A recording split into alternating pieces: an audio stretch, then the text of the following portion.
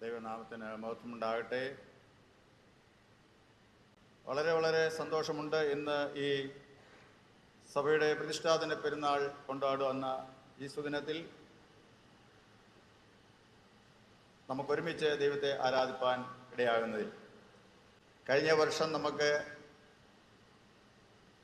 വളരെ ആഘോഷപൂർവ്വം ഈ ദേവാലയത്തിൻ്റെ പ്രതിഷ്ഠ കൊണ്ടാടുവാനായിട്ട് ഇടയായിത്തീർന്നു. അതിനുശേഷം ഒരു വർഷം വളരെ പെട്ടെന്ന് പോയതുപോലെ തോന്നുന്നു. ഇന്ന് ഈ പ്രതിഷ്ഠാന ദിനത്തിൽ, പ്രത്യേകിച്ച് ഈ ദേവാലയത്തിൻ്റെ പുതിയ ദേവാലയത്തിൻ്റെ പ്രതിഷ്ഠാ ദിനത്തിൽ 48 കുഞ്ഞുങ്ങൾ ഇന്ന് സ്ഥിരീകരിക്കപ്പെടുകയാണ്. 48 കുഞ്ഞുങ്ങൾ. അതുകൊണ്ട് ഇത് അല്പം ദീർഘമായ ഒരു ശുശ്രൂഷയായിരിക്കും. അതുകൊണ്ട് പെരുന്നാളിൻ്റെ കാര്യങ്ങൾ ഞാനങ്ങനെ ചുരുക്കമായിട്ട് അങ്ങ് ടച്ച് ചെയ്ത് വിടുകയാണ്. ഇന്ന് ഈ പ്രിയപ്പെട്ട കുട്ടികളാണ്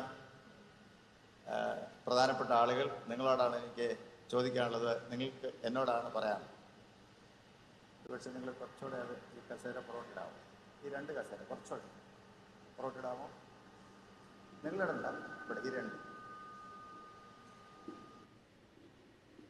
ഇതിൻ്റെ തൊട്ട് കീഴേ ഇരിക്കുന്ന പിള്ളേരിങ്ങനെ ഒത്തിരി നേരം ഇങ്ങനെ മുകളിലോട്ട് നോക്കുമ്പോൾ ഒരു ബുദ്ധിമുട്ടായിരുന്നു.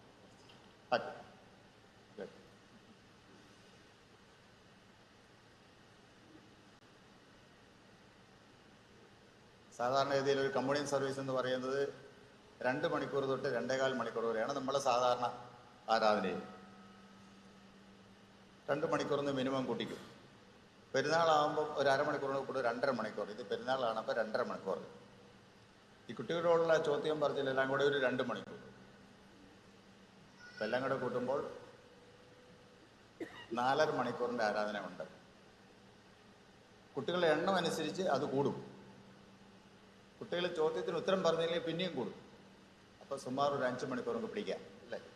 നിങ്ങൾ വാച്ച് നോക്കി തുടങ്ങിയ സമയം 8:30 കൂട്ടിക്കും. നിങ്ങൾ 7:30 വന്നു എന്നാണ് അച്ഛനോട് പറഞ്ഞത്. ഞാൻ അച്ഛനോട് വഴക്കം പറഞ്ഞു, അങ്ങനെ നേരത്തെ എന്ത് ചെയ്യരുത്, കൊണ്ടുപോയത്. കാരണം 7:30 നിങ്ങൾ ഇവിടെ എത്തണമെങ്കിൽ 6:30 എന്തിനാണ് നിങ്ങൾ വീട്ടിൽ നിന്ന് പോകാറ് പലരും.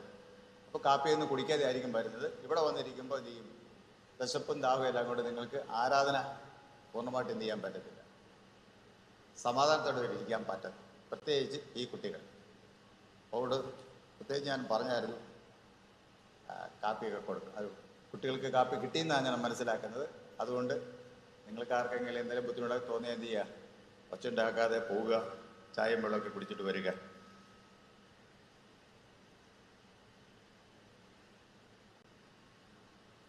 തൊടുപുഴ മുട്ടം റോഡിൻ്റെ അനുദിനം വികസിച്ചു വരുന്ന നമ്മുടെ ഈ പട്ടണത്തിൻ്റെ വഴിയോരത്ത് അതിമനോഹരമായി ഒരു ദേവാലയം തീർപ്പാൻ ദൈവം, പ്രിയമുള്ളവരെ, നിങ്ങൾക്ക് സഹായിച്ചു.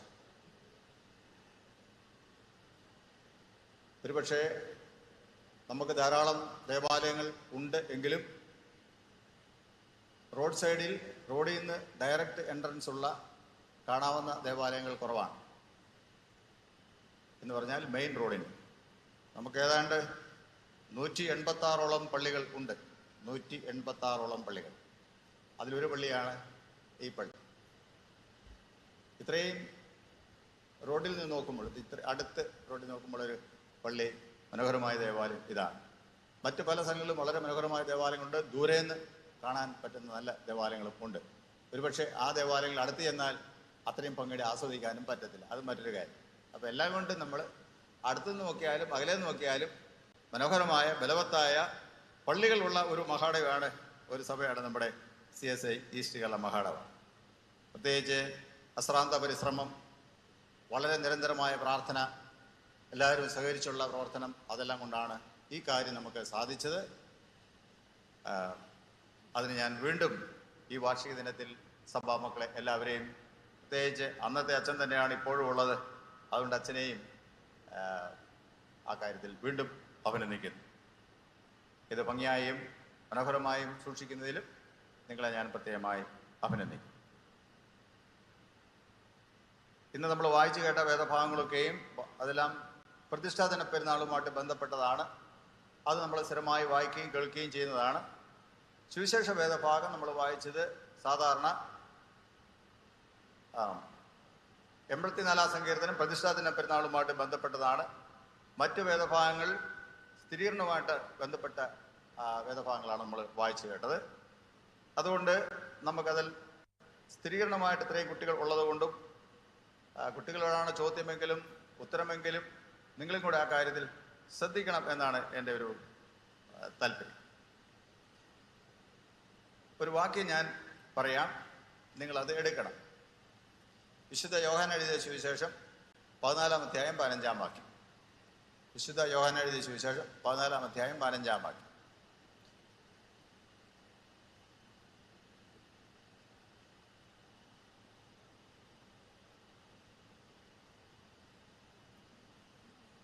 ഓക്കെ, എടുത്തവരിൽ ആൺകുട്ടികൾ ആദ്യവും രണ്ടാമത് പെൺകുട്ടികൾ ഒരാൾ വായിക്കാം.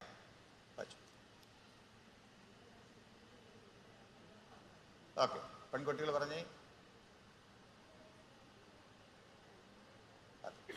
തലകളെ വണക്കാം, പ്രാർത്ഥിക്കാം. കർത്താവേ, പരിശുദ്ധ പിതാവേ, അവിടുത്തെ വലിയ കൃപയാൽ ഇന്ന് ഞങ്ങൾക്ക് അങ്ങയുടെ ആലയത്തിൽ ഒരുമിച്ച് വന്ന് അങ്ങേ ആരാധിപ്പാൻ തക്കവണ്ണം, അങ്ങയെ സ്തുതിക്കുവാനും മഹത്വപ്പെടുത്തുവാനും തക്കവണ്ണം അവിടുന്ന് ഞങ്ങളെ പ്രാപ്തിപ്പെടുത്തിയിരിക്കുന്നു. അതിനാൽ നന്ദിയോടെ സ്തോത്രം. അല്പസമയം അങ്ങയുടെ മാറ്റമില്ലാത്ത വചനം ധ്യാനിപ്പാൻ ഞങ്ങൾ ഒരുങ്ങുന്നു. വചനം പറയുന്ന ബലഹീനനാടിയനെയും കേൾക്കുന്നിടത്ത മക്കൾ ഒരുപോലെ അവിടുന്ന് അനുഗ്രഹിക്കണമേ. മാനവമത്തിൽ അങ്ങ് മാത്രം എടുക്കണം. യേശുനാഥ് പ്രാർത്ഥിക്കുന്നത് ദയോടെ കേൾക്കണമേ. ആമേൻ. നിങ്ങൾ എന്നെ സ്നേഹിക്കുന്നുവെങ്കിൽ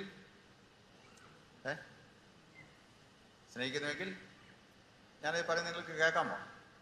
കേൾക്കാം, കിട്ടുന്നുണ്ടല്ലേ? ഓക്കെ. ഒരിക്കലൊരു പള്ളിയിൽ പറഞ്ഞു, അത് ഞാനിങ്ങനെ ഒച്ചയ്ക്ക് പറയാം, എല്ലാവർക്കും കേൾക്കാം, പക്ഷേ കുട്ടികൾക്ക് മാത്രം കേൾക്കത്തില്ല എന്ന്. നിങ്ങളെല്ലാം ഉത്തരം പറയാമെന്ന് ചോദിച്ചപ്പം അവർ പറയാം ഞങ്ങൾക്ക് കേൾക്കത്തില്ല. ശരിയായിരിക്കും, ഈ മൈക്കിൻ്റെ ബോക്സിൻ്റെ സെറ്റപ്പ് അങ്ങനെ ആയിരിക്കും. അതുകൊണ്ട് അങ്ങോട്ടാണെങ്കിൽ ഇവിടെ ഇരിക്കുന്നവർക്ക് ഇതില്ല, കേൾക്കാൻ പാടാം. ഓക്കെ, ശ്രദ്ധിച്ചിരിക്കുക. ഒരു കണ്ടീഷനുണ്ട്. ചോദ്യം ചോദിച്ചാൽ ഉത്തരം പറയാം. ചോദ്യം ചോദിച്ചാൽ ഉത്തരം പറയാം. മിണ്ടാതെ എന്ത് ചെയ്യരുത്? ഇരിക്കരുത്. മിണ്ടാതിരുന്നാൽ നിങ്ങൾക്ക് അറിയാമെന്നൊന്നും ഞാൻ വിചാരിക്കത്തില്ല, അറിയത്തില്ലെന്നേ ഞാൻ വിചാരിക്കത്തില്ല. തെറ്റാണെങ്കിലും ശരിയാണെങ്കിലും കുഴപ്പമില്ല, ഉത്തരം കിട്ടിയാൽ മതി. തെറ്റാണെങ്കിലും ശരിയാണെങ്കിലും കുഴപ്പമില്ല, ഉത്തരം കിട്ടണം. ഓക്കെ. നിങ്ങൾ എന്നെ സ്നേഹിക്കുന്നുവെങ്കിൽ എന്നാ വേണേ? നിങ്ങൾ എന്നെ സ്നേഹിക്കുന്നുവെങ്കിൽ ശ്രദ്ധിച്ചിരിക്കണേ. കുറച്ച് സമയമുള്ളൂ, ശ്രദ്ധിച്ചിരിക്കണേ, പേടിക്കൊന്നും വേണ്ട. നിങ്ങൾ എന്നെ സ്നേഹിക്കുന്നുവെങ്കിൽ എൻ്റെ കൽപ്പനകളെ കാത്തുകൊള്ളു. കൽപ്പനകളെ കാക്കുക എന്ന് പറഞ്ഞാൽ എന്താ അർത്ഥം? കൽപ്പനകളെ കാക്കുക എന്ന് പറഞ്ഞാൽ എന്താണ് അർത്ഥം? ഉറക്കം. കൽപ്പനകളെ അനുസരിക്കണം അല്ലേ? ഓക്കെ. കൽപ്പനകളെ അനുസരിക്കുന്നവർ എന്ത് ചെയ്യും? കൽപ്പനകളെ കാത്തുകൊള്ളുന്നവർ, അനുസരിക്കുന്നവർ എന്നാ ചെയ്യുന്നെന്ന് പറഞ്ഞ്, നിങ്ങൾ എന്നെ സ്നേഹിക്കുന്നുവെങ്കിൽ എൻ്റെ കൽപ്പനകളെ കാത്തുകൊള്ളു. ഇത് ആര് പറഞ്ഞതാ? ആരാ ഇത് പറഞ്ഞത്? കേട്ടില്ല? യേശു പറഞ്ഞ യേശുവിൻ്റെ മൊഴികളാണ് അല്ലേ? നിങ്ങൾ എന്നെ സ്നേഹിക്കുന്നുവെങ്കിൽ എൻ്റെ കൽപ്പനകളെ കാത്തുകൊള്ളും. അപ്പൊ നമ്മൾ യേശുവിനെ സ്നേഹിക്കണമെങ്കിൽ എന്ത് ചെയ്യണം? കൽപ്പനകളെ കാക്കണം. കൽപ്പനകളെ കാക്കണം എന്ത് ചെയ്യണം?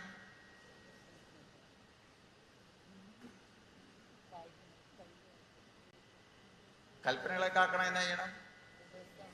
യേശുവിനെ സ്നേഹിക്കണം. യേശുവിനെ സ്നേഹിക്കണം എന്ത് ചെയ്യണം? കൽപ്പനകളെ കാക്കണം. അങ്ങനെ പറഞ്ഞുകൊണ്ടിരുന്നാൽ 1 മണിയായാലും എന്ത് ചെയ്തില്ല, അടുത്തൊരു ചോദ്യം ചോദിക്കാൻ എനിക്ക് അവസരം ഇല്ല. ചോദ്യം ഇതാണ്, ഒന്നുകൂടെ ശ്രദ്ധിച്ചേക്കണം. കൽപ്പനകളെ കാക്കണമെങ്കിൽ, അനുസരിക്കണമെങ്കിൽ എന്ത് ചെയ്യണം? ശ്രദ്ധിച്ച് ചെയ്യണം. യേശുവിനെ സ്നേഹിച്ചാൽ കൽപ്പന കാക്കാൻ പറ്റുമോ?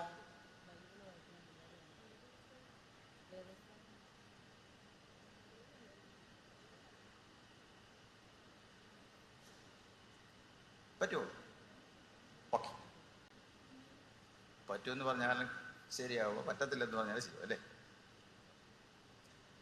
കൽപ്പനകളെ അനുസരിക്കണമെങ്കിൽ അനുസരിക്കേണ്ട കൽപ്പനകൾ നമ്മൾ പഠിച്ചിരിക്കണം.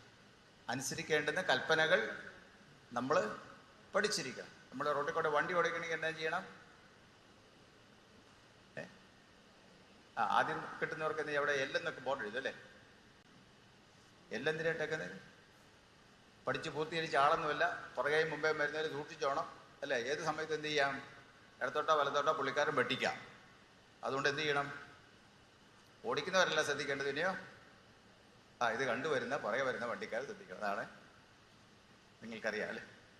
അവർക്ക് എന്തറിയത്തില്ല? കൽപ്പനകളെല്ലാം അറിയത്തില്ല, അല്ലെങ്കിൽ നിയമങ്ങൾ അറിയത്തില്ല. അവർ പഠിച്ചു വരുന്നേ ഉള്ളൂ അല്ലേ? നിങ്ങളെല്ലാം എന്ത് ചെയ്താണ്? ലേണേഴ്സ് എല്ലാം കഴിഞ്ഞ് വന്നിരിക്കുക അല്ലേ? എല്ലാം പഠിച്ചിട്ടാണ് എന്ത് ചെയ്യുന്നത്? സ്ഥിരീകരിക്കാണ്ട് വന്നിരിക്കുന്നത്. അപ്പോൾ കൽപ്പന അനുസരിക്കണമെങ്കിൽ കൽപ്പനകൾ ഏതാണെന്ന് അറിഞ്ഞിരിക്കണം. വലിയ കൽപ്പനയെക്കുറിച്ച് നിങ്ങൾക്ക് അറിയാമോ? വല്ല അറിവുണ്ടോ? ഏതാ കൽപ്പന? 10 കൽപ്പന. 10 കൽപ്പനയാണോ മക്കളെ? ഓക്കെ, 10 കൽപ്പനകളാണ്. ഞാൻ മുമ്പേ ഈ വേദഭാഗം പറഞ്ഞപ്പം കുറച്ച് പിള്ളേരൊക്കെ നേരത്തെ തന്നെ എടുത്തു. കുറേ പിള്ളേർ എന്ത് ചെയ്തില്ല? എടുത്തില്ല. കുറേ പിള്ളേര് അത് തപ്പി തുടങ്ങിയത് എവിടെയാണെന്നറിയാമോ? യോഹന്നാന്റെ സുവിശേഷമാണ് പറഞ്ഞത്. അത് തപ്പിയത് എവിടെയാണ്? ഉൽപ്പത്തി പുറപ്പാട് തൊട്ട് എന്ത് ചെയ്തു? അവർ തപ്പാൻ തുടങ്ങി. അതിൻ്റെ അകത്ത് തെറ്റൊന്നുമില്ല. കാരണം അവിടെ തൊട്ടാണല്ലോ തുടങ്ങുന്നത്. കണ്ടുപിടിക്കണം അല്ലേ? അവർ യോഹന്നാൻ കണ്ടുപിടിച്ച് വരുമ്പോൾ എന്ത് ചെയ്യും? ബാക്കിയുള്ളവരുടെ ഭാര്യയും പ്രാർത്ഥനയും കഴിഞ്ഞ് അവർ വീട്ടിൽ പോകും അല്ലേ? അതിൻ്റെ അർത്ഥം എന്താ? സൺഡേ സ്കൂളെത്തിയ അവരും 50 വർഷത്തിൽ കൂടുതൽ സൺഡേ സ്കൂൾ പഠിപ്പിച്ച ശ്രേഷ്ഠന്മാരിയ അധ്യാപകരൊക്കെ ഇവിടെ ഉണ്ട്. അവരെ നിങ്ങൾ എന്ത് ചെയ്യരുത്? നാണം കെടുത്തരുത് അല്ലേ? യോഹന്നാന്റെ സുവിശേഷം ഉൽപ്പത്തി തപ്പിയാൽ എന്താണ് അർത്ഥം?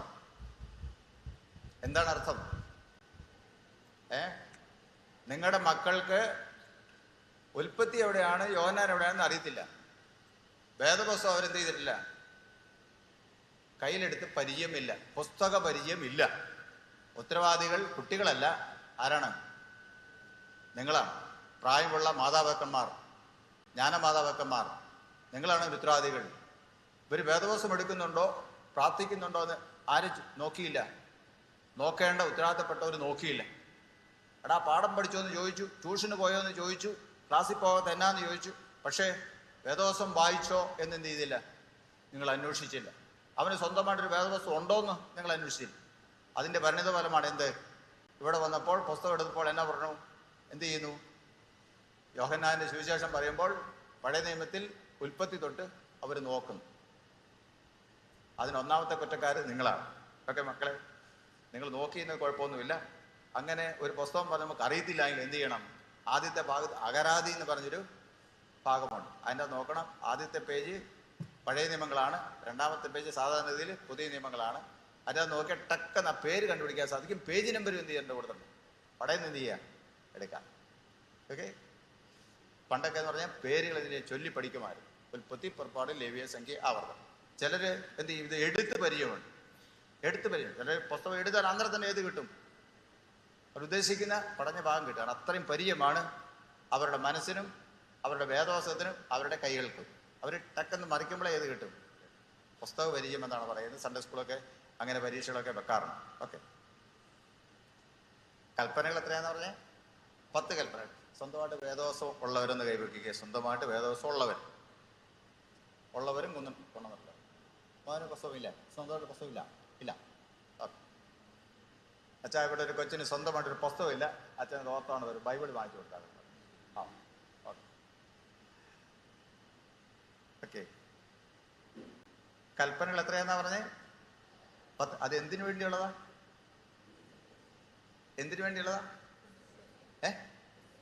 അനുസരിക്കേണ്ടതാ അല്ലേ? ഇപ്പൊ കൽപ്പനകൾ ഉണ്ട്, 10 ഉണ്ട്. അത് എന്തിനു വേണ്ടിയുള്ളതാ? അനുസരിക്കാനുള്ളത്. അത് നമ്മൾ അനുസരിക്കാമെന്ന് പറഞ്ഞാണ് നിങ്ങൾ എന്ത് ചെയ്യുന്നേ? ഇവിടെ വരുന്നതല്ലേ? ഇത് എല്ലാ ഞായറാഴ്ചയും സീസക്കാരെന്ത് ചെയ്യുന്നുണ്ട്? പറയുന്നുണ്ട്. ഏതാ കൽപ്പനകൾ അനുസരിച്ചുള്ളത്? എല്ലാ ഞായറാഴ്ചയും എന്ത് ചെയ്യുന്നുണ്ട്? സീസക്കാർ പറയുന്നുണ്ട്. പ്രത്യേകിച്ച് കമ്മ്യൂണിസ്റ്റ് സർവീസുള്ള ഞായറാഴ്ചകളിൽ അത് പറഞ്ഞതിന് ശേഷമേ എന്ത് ചെയ്യുന്നുള്ളൂ? ആരാധന ഉള്ളൂ അല്ലേ? ഇന്നെങ്ങാനും അത് പറഞ്ഞായിരുന്നോ? 10 കൽപ്പനയോ അതിൻ്റെ സംഗ്രഹമോ എന്തെങ്കിലും പറഞ്ഞായിരുന്നു അല്ലേ? ഞാൻ ബഹുമാനപ്പെട്ട അച്ഛന്മാരോട് പറയാറുണ്ട്, മാസത്തിൽ ഒരു തവണയെങ്കിലും എന്ത് ചെയ്യണം? നിർബന്ധമായിട്ട് 10 കൽപ്പന മുഴുവനും എന്ത് ചെയ്യണം? മുഴുവനും വായിക്കണം. ഇപ്പം ആൾക്കാർക്ക് അറിയത്തില്ല 10 കൽപ്പന എന്ന് പറഞ്ഞാൽ 2 കൽപ്പനയുള്ളതെന്നാണ് ഇപ്പോൾ എല്ലാവരുടെയും ഒരു ധാരണ. കർത്താവ് അങ്ങനെ പറയുകയും ചെയ്യും. 2 കൽപ്പനയുള്ളതെന്നാണ് ഒരു ധാരണ. കാരണം ഇതൊന്നും എന്ത് ചെയ്യുന്നില്ല? വായിക്കുന്നില്ല. ആരാധന പുസ്തകത്തിലുണ്ട്. പിള്ളേരുടെ വിചാരം അത് വായിക്കേണ്ടതൊന്നും അല്ല. എന്ത് ചെയ്യുന്നു? അച്ഛന്മാർ എന്ത് ചെയ്യുന്നു? ടക്കെന്ന് ഒറ്റ മറയ്ക്കലും വായിക്കും അല്ലേ? ഇന്ന് അച്ഛൻ എന്നോട് സുമാർ 4 തവണ എന്നോട് ചോദിച്ചു, നമുക്ക് അത് മാറ്റാം ചുരുക്കാം, ഇത് മാറ്റാം ചുരുക്കാം, ഇത് ഒഴിവാക്കാം ചുരുക്കാം എന്ന് പറഞ്ഞു 4 തവണ. നിങ്ങളെ പേടിച്ചിട്ടാണോ അത് അച്ഛൻ സ്വയമായിട്ട് പറഞ്ഞതെന്ന് അറിയത്തില്ല. ഞാൻ പറഞ്ഞു ഒറ്റ ചുരുക്കലും വേണ്ട, ആകെ മൊത്തം ഒറ്റ പ്രതിഷ്ഠാനം പെരുന്നാളെ 1 വർഷം ഉള്ളൂ എന്ന് പറഞ്ഞു.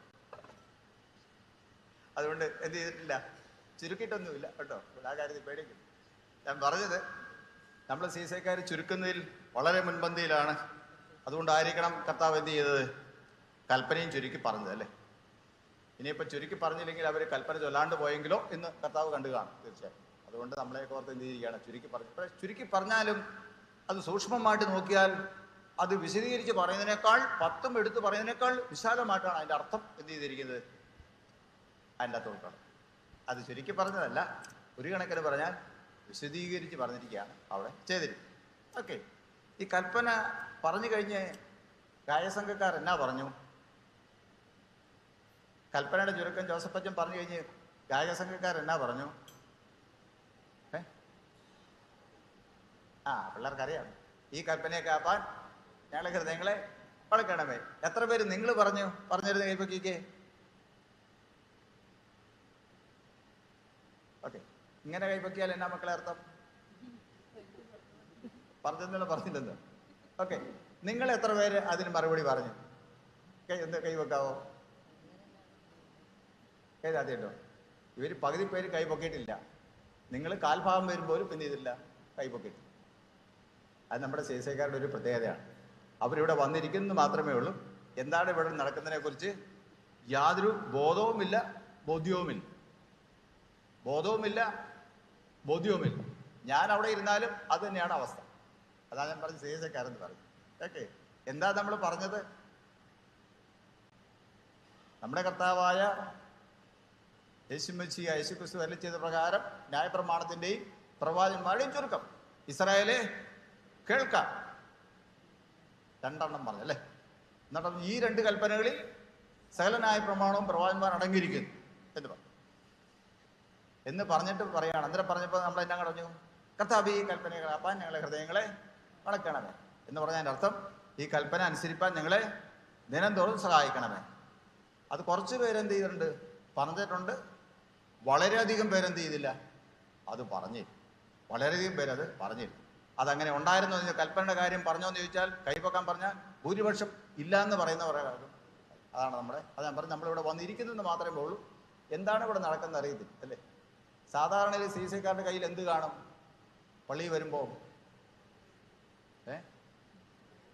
എന്നാ കാണും? എന്നാ കാണും? കേട്ടില്ല? ഞാൻ ബൈബിൾ വെറുതെ പൊക്കി കളിച്ചെന്ന് മാത്രമേ ഉള്ളൂ. ബൈബിൾ ഉണ്ടായിരുന്നൊരു കാലം ഉണ്ടായിരുന്നു പണ്ട്. ഇപ്പോഴോ? ഇപ്പൊ പുസ്തകമുണ്ട്, പാട്ട് പുസ്തകം. അത് 2 in 1 3 in 1 4 in 1 ഒക്കെയാണ് എന്ന് പറയുന്നത്. 4 in 1 എന്ന് പറഞ്ഞാൽ സങ്കീർത്തനം കൊണ്ട് അതിൻ്റെ അകത്തുണ്ട്. 3 in 1 എന്ന് പറഞ്ഞാൽ ആരാധനക്രമം അതിൻ്റെ അകത്തുണ്ട്. 2 in 1 എന്ന് പറഞ്ഞാൽ ജ്ഞാനകീർത്തനം ക്രിസ്തീയതയും കൂടെ ഉണ്ട് എന്നതിൻ്റെ അർത്ഥം. ഓക്കെ, അത് കാണും. വേദോസം ഇല്ലെങ്കിൽ അത് കാണും അല്ലേ. അതും കുറഞ്ഞു വന്നു എന്നാണ് ഞാൻ പറഞ്ഞത്. അതിപ്പോൾ കുറഞ്ഞു പോയിരിക്കുകയാണ്. പാട്ടിന് നമ്മൾ നല്ല കാര്യമാണ്. പാട്ടിന് നമ്മളെ കാച്ചു വെക്കാൻ എളുപ്പം ആർക്ക് സാധ്യമല്ല തീർച്ചയായും. ഞാൻ പറഞ്ഞു വരുന്നത്, ഇത് ആരാധന വരുമ്പം നമ്മൾ പ്രത്യേകിച്ച് നേരത്തെ വരണമെന്നും ആദ്യം തൊട്ട് ആരാധന ശ്രദ്ധിക്കണമെന്നും വളരെ നിർബന്ധമുള്ള കാര്യമാണ് കേട്ടോ. നിങ്ങളിനി ഓർത്തോണം. ഇന്ന് നിങ്ങൾ കുറേയധികം പേരെന്ത് ചെയ്യുന്നുണ്ട്, രാവിലെ തന്നെ വന്നു, നേരത്തെ തന്നെ വന്നു, വളരെ സന്തോഷം. നേരത്തെ വരികയും ആരാധനയിൽ പൂർണ്ണ മനസ്സോടെ എന്ത് ചെയ്യണം, പൂർണ്ണ ശ്രദ്ധയോടെ ശ്രദ്ധിക്കുകയും ചെയ്യണം. എന്താണ് പറയുന്നത്, എന്താണ് ചെയ്യുന്നതിനെ കുറിച്ച് നമുക്ക് ഉത്തമമായ ബോധ്യം ഉണ്ടായിരിക്കും. ഓക്കെ, അത് പൊതുവായിട്ട് പറഞ്ഞതാണ്. 10 കൽപ്പനകൾ എന്ത് ചെയ്യണം, നമ്മൾ നിർബന്ധമായിട്ടും പഠിച്ചിരിക്കണം. 10 കൽപ്പന അറിയത്തില്ലാത്തവർ എത്ര പേരുണ്ട്? 10 കൽപ്പന അറിയത്തില്ലാത്തവർ എത്ര പേരുണ്ട്? കയ്യിൽ നിന്ന് കാണിക്കാമോ? 10 കൽപ്പന മുഴുവനും അറിയത്തില്ല. ഒന്നും അറിയത്തില്ലാത്തതല്ല, മുഴുവനും അറിയത്തില്ലാത്തവർ. എല്ലാവർക്കും അറിയാമോ? നിങ്ങളുടെ മുഖം കണ്ടിട്ട് എന്ത് ചെയ്യുന്നില്ല, എല്ലാവരോടും ചോദിക്കണമെന്ന് എനിക്ക് തോന്നുന്നുണ്ട്. കൽപ്പന എന്ത് ചെയ്യണം, പഠിച്ചിരിക്കണം. 10 കൽപ്പന പഠിക്കണം. വിശ്വാസ പ്രമാണം എത്രയുണ്ട്? വിശ്വാസ പ്രമാണം 2. അറിയാമോ? രണ്ട് വിശ്വാസ പ്രമാണം അറിയത്തില്ലാത്തവരാരെങ്കിലും ഉണ്ടോ? അറിയാവുന്നവർ എത്ര പേരുണ്ട്? രണ്ട് വിശ്വാസ പ്രമാണം അറിയാവുന്നവരുടെ കൈപ്പറ്റിക്ക്. ഓക്കെ, ഏതാതെ ഒരെണ്ണമെങ്കിലും അറിയാവുന്നവരെ കൈപ്പറ്റിക്ക്. ഒരെണ്ണമെങ്കിലും അറിയാവുന്നവര് ഏതെങ്കിലും ഒരെണ്ണം.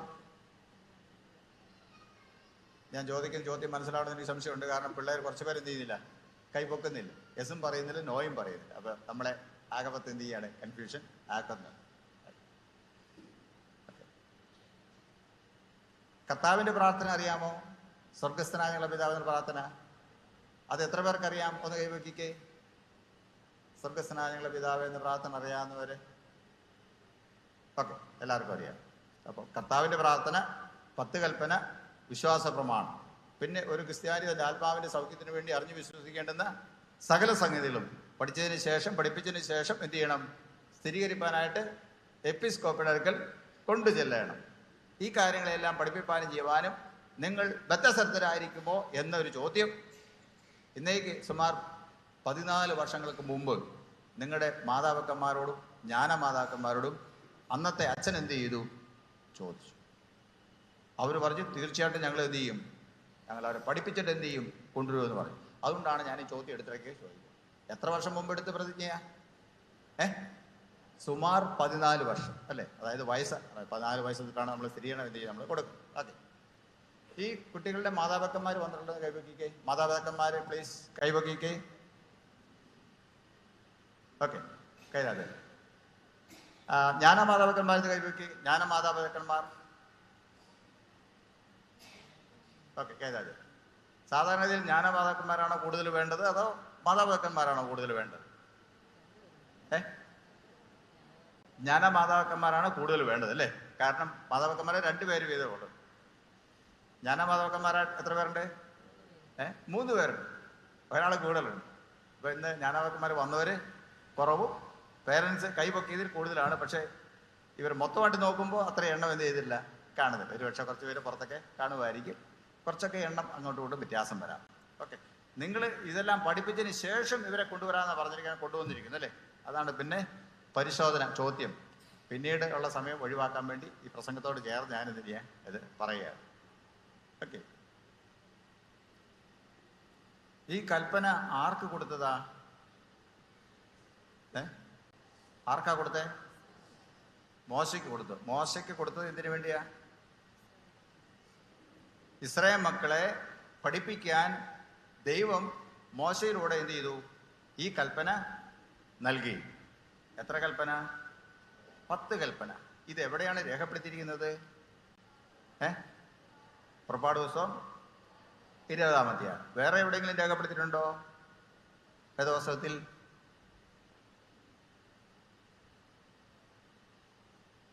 പറഞ്ഞു ഉറക്കെ പറഞ്ഞു. ആവർത്തന പുസ്തകം അല്ലേ? ഓക്കെ, ഞാൻ പറഞ്ഞു തെറ്റാണെങ്കിലും ശരിയാണെങ്കിൽ ഉറക്കെ പറഞ്ഞത്. ആവർത്തന പുസ്തകത്തിലുമുണ്ട് അല്ലേ? പുറപ്പാട് പുസ്തകത്തിൽ ആവർത്തന പുസ്തകത്തിലുമാണ് അത് രേഖപ്പെടുത്തിയത്. അത് എന്തിനാ എഴുതി കൊടുത്തത്? കൽപ്പനകൾ എന്തിലാണ് ദൈവം മോശയ്ക്ക് എഴുതി കൊടുത്തത്?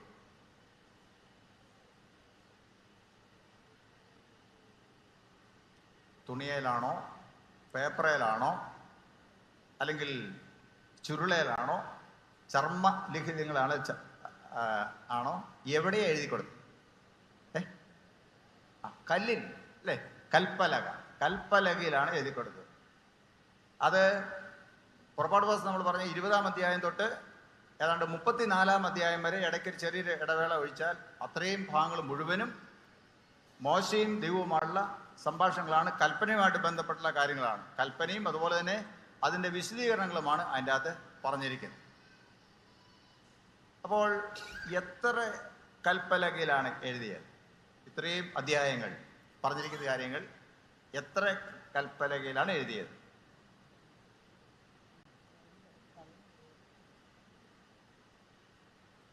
അയ്യോ, അതൊരു ടീച്ചർ ഞങ്ങൾ ഇതുവരെ എന്തില്ല പറഞ്ഞില്ലല്ലോ അല്ലേ? ഒരു സൺഡേ സ്കൂൾ അധ്യാപനം പറഞ്ഞില്ല, ടീച്ചർമാരും പറഞ്ഞില്ല. ശരി, ഇത് കൂടി ചോദ്യമൊക്കെ തിരുമേനി ചോദിക്കുമെന്ന് പറഞ്ഞായിരുന്നെങ്കിൽ എന്ത് ചെയ്തേനെ? അങ്ങോട്ട് നോക്കിയിട്ട് വരാം അല്ലേ? എന്നാലും ഒന്ന് സങ്കല്പിച്ചതൊക്കെ എത്ര കാണും, വായിച്ചൊക്കെ കേട്ടിട്ടുണ്ടാവും അല്ലേ?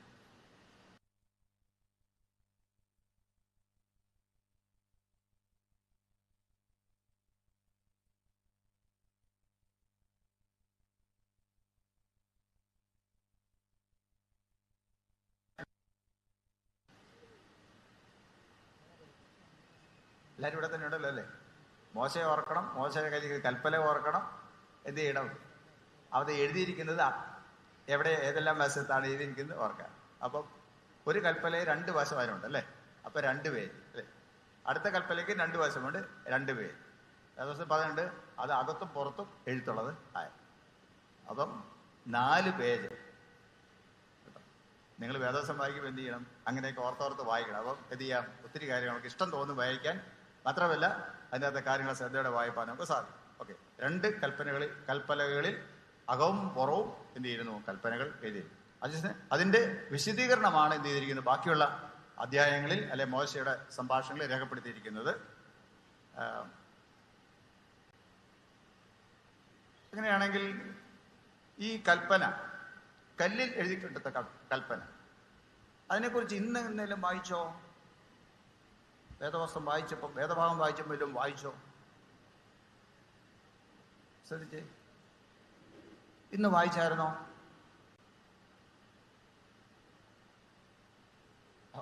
ഓർത്ത് പറഞ്ഞാൽ മതി. ഓക്കെ, പറയൂ. ഇന്ന് വായിച്ചായിരുന്നോ? വേദവസ്ത്രം വായിച്ചപ്പോഴേ, പഴയ നിയമം, സങ്കീർത്തനം, പുതിയ നിയമം, സുവിശേഷം അല്ലേ? വായിച്ചായിരുന്നോ? ഓർത്ത് നോക്കിയേ. ഇല്ല, വായിച്ചായിരുന്നോ? എസ്കേൽ പ്രവചനത്തിൽ എന്നാ വായിച്ചേ? ഓർത്ത് പറഞ്ഞാൽ മതി. നോക്കാൻ സമയമില്ല.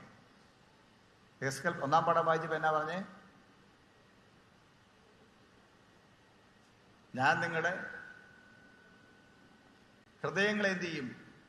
നിങ്ങളുടെ കല്ലായ ഹൃദയം മാറ്റി മാംസളമായ ഹൃദയം തന്ന് അതിൽ എൻ്റെ കൽപ്പനകളെ ഞാൻ എന്ത് ചെയ്യും? എഴുതി എൻ്റെ ആത്മാവിനെ നിങ്ങളുടെ ഉള്ളിൽ നൽകി ആ കൽപ്പനകളെ അനുസരിച്ച് നടക്കുമാറാക്കും. അതാണ് അവിടുത്തെ പറഞ്ഞിരിക്കുന്ന കാര്യം. കൽപ്പനയെക്കുറിച്ച് അവിടെയും പറഞ്ഞിട്ടുണ്ടല്ലേ? കല്ലിൽ എഴുതപ്പെട്ട കൽപ്പനകൾ എന്ത് ചെയ്യാൻ പോകുന്നു? അത് മാംസപ്പലകയിൽ എന്ത് ചെയ്തിരിക്കുന്നു? എഴുതുന്നു. മാംസപ്പലക ആക്കാൻ വേണ്ടി എന്ത് ചെയ്യുന്നു? നിങ്ങളുടെ ഹൃദയം ഇപ്പൊ എങ്ങനെയായിരിക്കുന്നത്? ഇസ്രായേൽ പറയാണ് കല്ല് പോലെ ആയിരിക്കും. അത് മാറ്റും.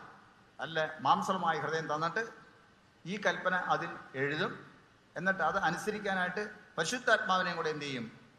നിങ്ങളുടെ ഉള്ളിലാക്കി ഈ ചട്ടങ്ങളിൽ നടക്കുമാറാക്കും. അതാണ് അവിടെ പറഞ്ഞത്. ഓക്കെ, നമ്മൾ വായിക്കുമ്പോൾ ആ കാര്യങ്ങളൊക്കെയും ശ്രദ്ധിക്കും. കൽപ്പന അനുസരിക്കാനുള്ളതാണ് നിങ്ങൾ പറഞ്ഞത് അല്ലേ? ഈ കൽപ്പന അനുസരിക്കുന്ന ആൾക്കാർ ഉണ്ടാവുമോ? നിങ്ങളിപ്പോൾ ഇത്രയും നാളായി ഈ കൽപ്പന പഠിക്കുന്നു. ഇത് കൽപ്പന അനുസരിക്കാത്ത ആൾക്കാരെ എവിടെയെങ്കിലും നിങ്ങൾ കണ്ടെത്തിയിട്ടുണ്ടോ? ഉണ്ടോ?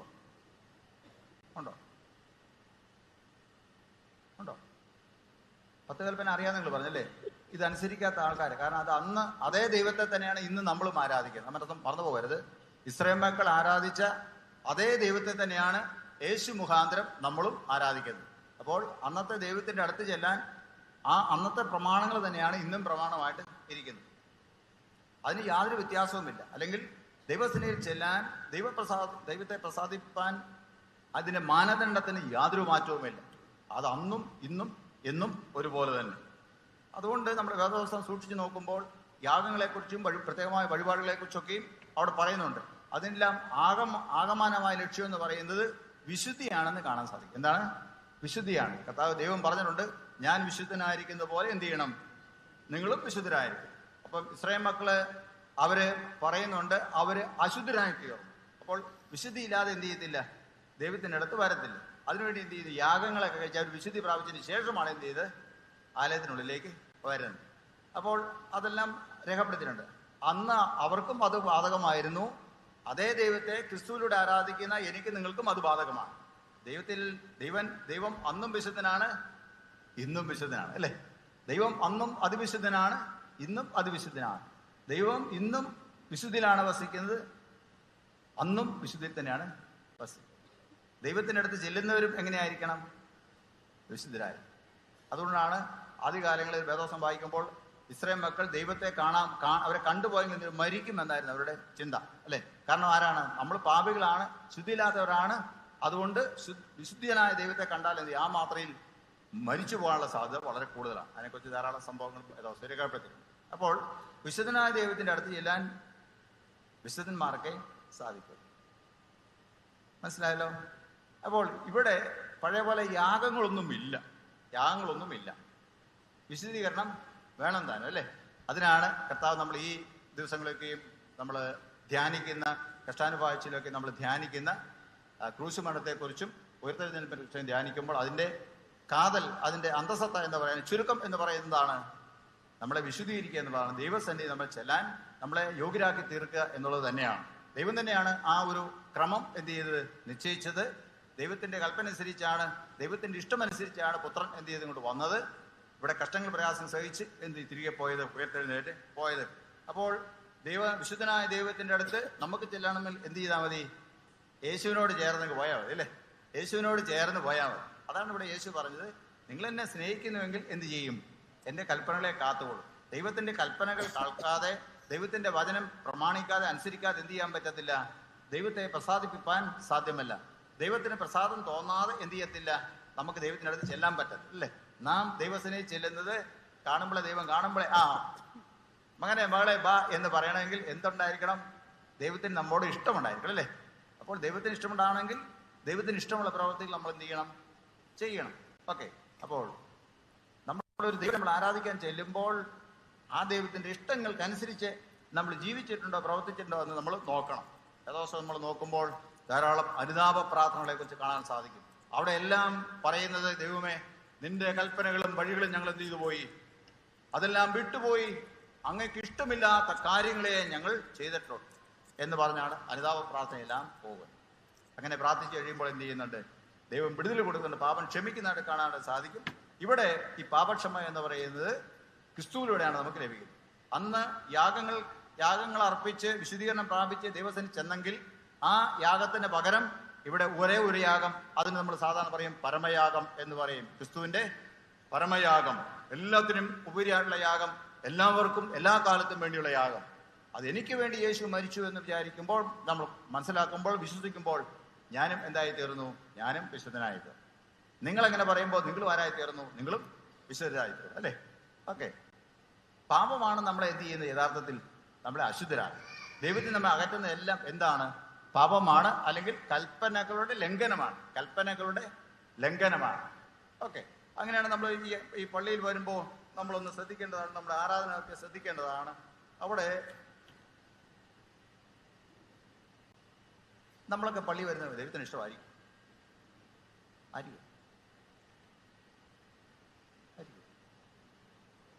ആയിരിക്കും. ചോദ്യം കേട്ടോ, നമ്മൾ പള്ളിയിൽ വരുന്നത് ഇഷ്ടമായിരിക്കുമോ? പോട്ടെ, ഇന്ന് സെന്റ് ആൻഡ്രൂസ് ദേവാലയത്തിൽ പെരുന്നാളിൽ വന്നത് ദൈവത്തിന് ഇഷ്ടമായിരിക്കുമോ? ആയിരിക്കുമോ?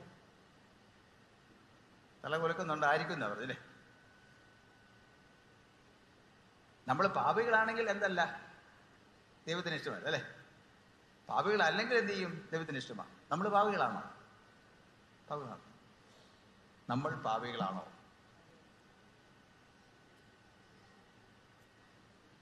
അത് നമുക്ക് നിശ്ചയമില്ല. നമ്മൾ പാപികളാണോ? നമ്മൾ നിശ്ചയമില്ല. നമ്മൾ വിശുദ്ധരാണോ വെച്ചാൽ അത് നമുക്ക് എന്തില്ല, നിശ്ചയമില്ല. നമ്മൾ ആരാണ്? അങ്ങനെ നിശ്ചയമില്ലാത്തവരെല്ലാവരും ആരായിരിക്കും? CSIക്കാരായിരിക്കും. കാരണം അവർക്കാണ് നിശ്ചയമൊന്നുമില്ല. ബാക്കിയുള്ളവർക്ക് എന്താണെങ്കിലും അത് തെറ്റാണ് ശരി, അവർക്ക് ഏതെങ്കിലും ഒരു കാര്യത്തിൽ നിശ്ചയമുണ്ട്. നമ്മളെ സംബന്ധിച്ചോ, മറ്റു ചില സഭക്കാർ നിങ്ങളെ രക്ഷിക്കപ്പെടാം, ഞങ്ങളെ രക്ഷിക്കപ്പെടാന്ന് പറയും. വേണം ഡേറ്റും കൂടെ പറഞ്ഞേക്കും. നമ്മളോട് ചോദിച്ചാൽ നമ്മൾ പറയും, ഒന്നെങ്കിൽ നമ്മൾ വീട്ടിൽ നിന്ന് ചോദിക്കണം, അല്ലെങ്കിൽ പള്ളിയിൽ അച്ഛനോട് നിന്ന് ചോദിക്കണം അല്ലേ?